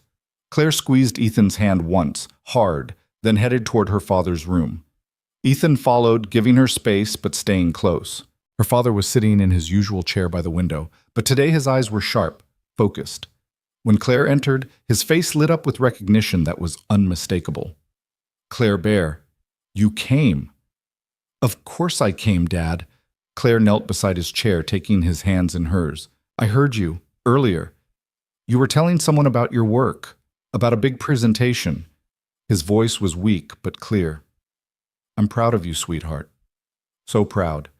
Claire's tears started immediately. "Dad, you remember?" "I remember enough. I remember you're brilliant and brave and everything I hoped you'd be." He looked past her to where Ethan stood in the doorway. "Who's this?" "This is Ethan, Dad. My partner at work. My friend." Her father studied Ethan with the assessing gaze of a protective parent. "You treat my daughter well?" "I try to, sir. She makes it easy." "Good. Good." He turned back to Claire. "Your mother would have liked him. She always said you needed someone who could see past your walls, someone who could make you laugh." Claire was crying openly now. "Dad, Mom's been gone for—" "I know, Claire Bear. I know she's gone. Today, I know that." He cupped her face with trembling hands. "And I know I'm losing myself. The doctors told me what to expect. The nurse thinks I don't understand, but I do. Today, I understand." "Don't talk like that. Listen to me, sweetheart. I don't know how much time I have left where I'll know you, where I'll remember being your father. So I need to say this while I can." He took a shaky breath. "I love you. I'm proud of you, not because of your success or your career, but because of who you are. The woman who visits me even when I don't remember her. The woman who paints beaches to hold on to memories. The woman who finally let someone see her heart." Claire buried her face in her father's lap, sobbing, and Ethan watched this man comfort his daughter one more time, knowing it might be the last time he could truly do so. "You be happy, Claire Bear," her father said, stroking her hair with the automatic gentleness of a parent soothing a child. "You let people in. You let yourself love and be loved. Promise me." "I promise, Dad. I promise." They stayed until her father's clarity began to fade, until the confusion crept back in and he started calling her Miranda again. Claire held his hand through the transition, whispering reassurances, being present for him even as he lost the thread of who she was. When they finally left, Claire was emotionally wrung out but strangely peaceful. "Thank you for being there," she said as they walked to the car, "for witnessing that. Thank you for letting me. That was a gift, Claire. Those moments with him. I almost missed it. If you hadn't pushed me to visit more, to be present instead of hiding at work, I might have never gotten that moment. That goodbye." You would have found your way. You're stronger than you give yourself credit for." They drove back in silence, but it was the comfortable silence of two people who didn't need words to communicate understanding. When Ethan pulled up to Morrison and Associates to drop Claire at her car, she didn't immediately get out. "Come to dinner tomorrow," she said. "You and Lily. Let me cook for you. Let me say thank you properly." "You don't have to thank me, Claire." "I know, but I want to. I want to celebrate everything we've built, the partnership, the friendship, the life I'm finally letting myself live." She smiled. "Please?" "Okay, we'd love to come." Saturday evening found Ethan and Lily standing on Claire's doorstep, Lily holding a bouquet of flowers she'd insisted on picking out herself. When Claire opened the door, she was wearing jeans and a soft sweater, her hair down, looking more relaxed than Ethan had ever seen her. "These are for you," Lily announced, thrusting the flowers forward. "Dad wanted to bring wine, but I said flowers were better because you can look at them and think happy thoughts." Claire laughed and accepted the bouquet with genuine delight. "Flowers are definitely better. Come in, both of you." Her house looked different than the last time Ethan had been there. The studio door was open, revealing canvases in various stages of completion. Photos had appeared on the mantel. Claire and her father from years ago. Claire at her college graduation, pictures from the Sterling presentation. The space felt lived in now, human. Dinner was simple but delicious, pasta that Claire admitted she'd practiced 3 times to get right. Salad, bread from a local bakery. They ate at her dining table while Lily chattered about school and asked Claire about her paintings and generally filled the space with the easy joy of childhood. After dinner, while Claire and Lily worked on a puzzle in the living room, Ethan stood at the kitchen sink washing dishes and felt something settle in his chest. This feeling of family, of belonging, of home. It wasn't romantic, at least not in the traditional sense, but it was love nonetheless. The love of chosen family, of people who saw each other clearly and decided to keep showing up. "Dad, come help us," Lily called. "Claire's terrible at puzzles and we need your expert skills." He joined them on the floor, the 3 of them working together to assemble a 1,000-piece image of a mountain landscape. And somewhere in the middle of debating whether a piece was sky or water, Ethan caught Claire's eye and saw his own contentment reflected back. This was enough. This was everything. Later, after Lily had fallen asleep on Claire's couch and Ethan had carried her to the guest room, he and Claire stood on her patio looking out at the city lights. "I got the call from Jonathan this afternoon," Claire said quietly. "They approved the partnership model for wider implementation. They want us to develop training protocols, mentor other teams, help reshape the firm's leadership approach."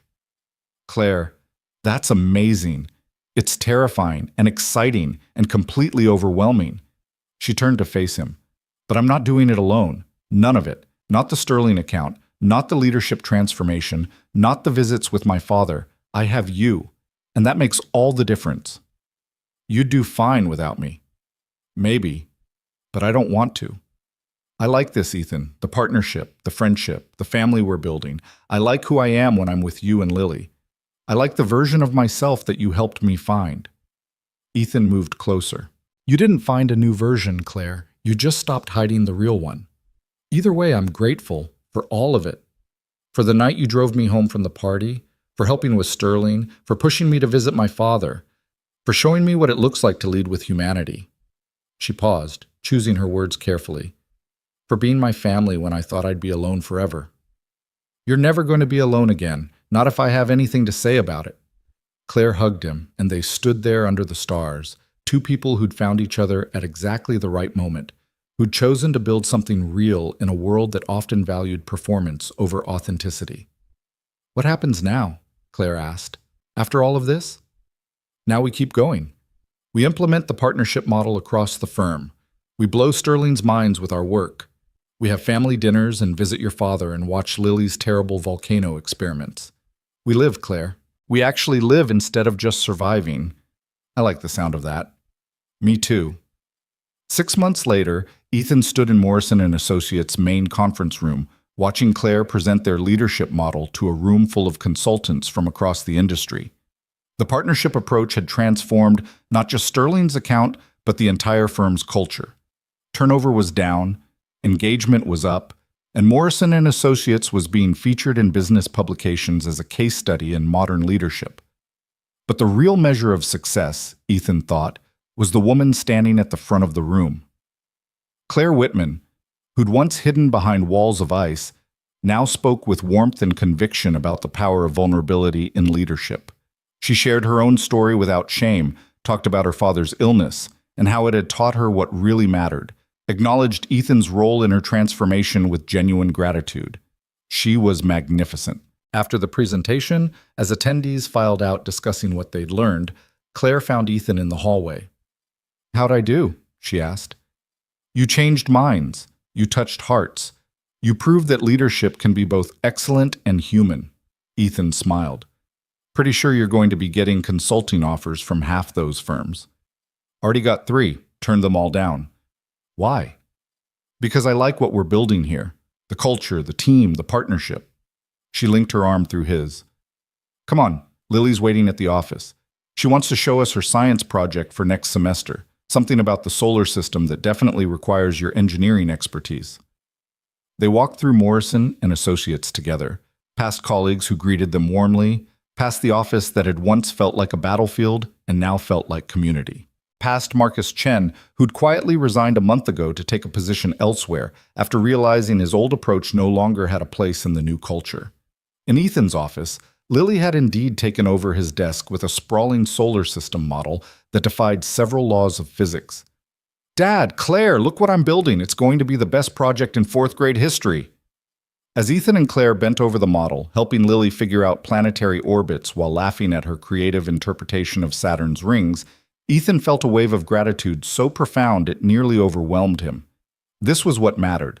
Not the promotions or the contracts or the recognition, but this.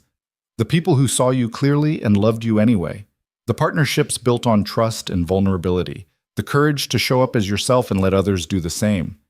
He caught Claire's eye over Lily's head, and she smiled at him with such genuine happiness that he knew she felt it too. They'd saved each other, yes. But more than that, they'd shown each other what was possible when you stopped performing and started living. When you chose connection over perfection, when you let people in. And in the end, that choice had changed everything. Not just their careers, not just their leadership approach, but their entire lives. One quiet act of kindness at the right moment had rippled outward, transforming 2 broken people into whole ones, creating a partnership that went far beyond any job description, building a family that chose each other every single day. That night, after they'd helped Lily with her project and grabbed dinner together and said goodnight in the parking lot, Ethan drove home thinking about the journey that had brought them here, about the woman stumbling in a parking garage who'd needed help, about the choice to offer it without expecting anything in return, about everything that had followed. His phone buzzed at a red light. A text from Claire with a photo attached. The painting from her studio, the 2 figures on the hiking trail heading toward the mountain peak, now hung in her office at Morrison and Associates. Underneath it, she'd added a small placard that read, "We don't climb alone." The caption under the photo, "Thank you for teaching me that, for everything, for giving me my life back." "Love you, partner." Ethan smiled and typed back, "Love you too. See you Monday. We've got a world to change." And they would. Together. One authentic human interaction at a time. Because in the end, that was what changed everything. Not grand gestures or perfect performances, but simple human kindness offered at exactly the right moment.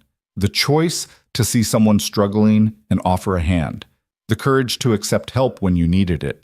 The willingness to build something real in a world that often valued polish over truth. Claire had called it a gift, what Ethan had given her. But really, they'd given it to each other. The gift of being seen, of being known, of being valued not for what you achieved, but for who you were. And that gift, once given and received, changed everything. For both of them. For their teams. For everyone who witnessed what was possible when leadership was built on humanity instead of hierarchy. One quiet act of kindness. One choice to help. One moment of vulnerability.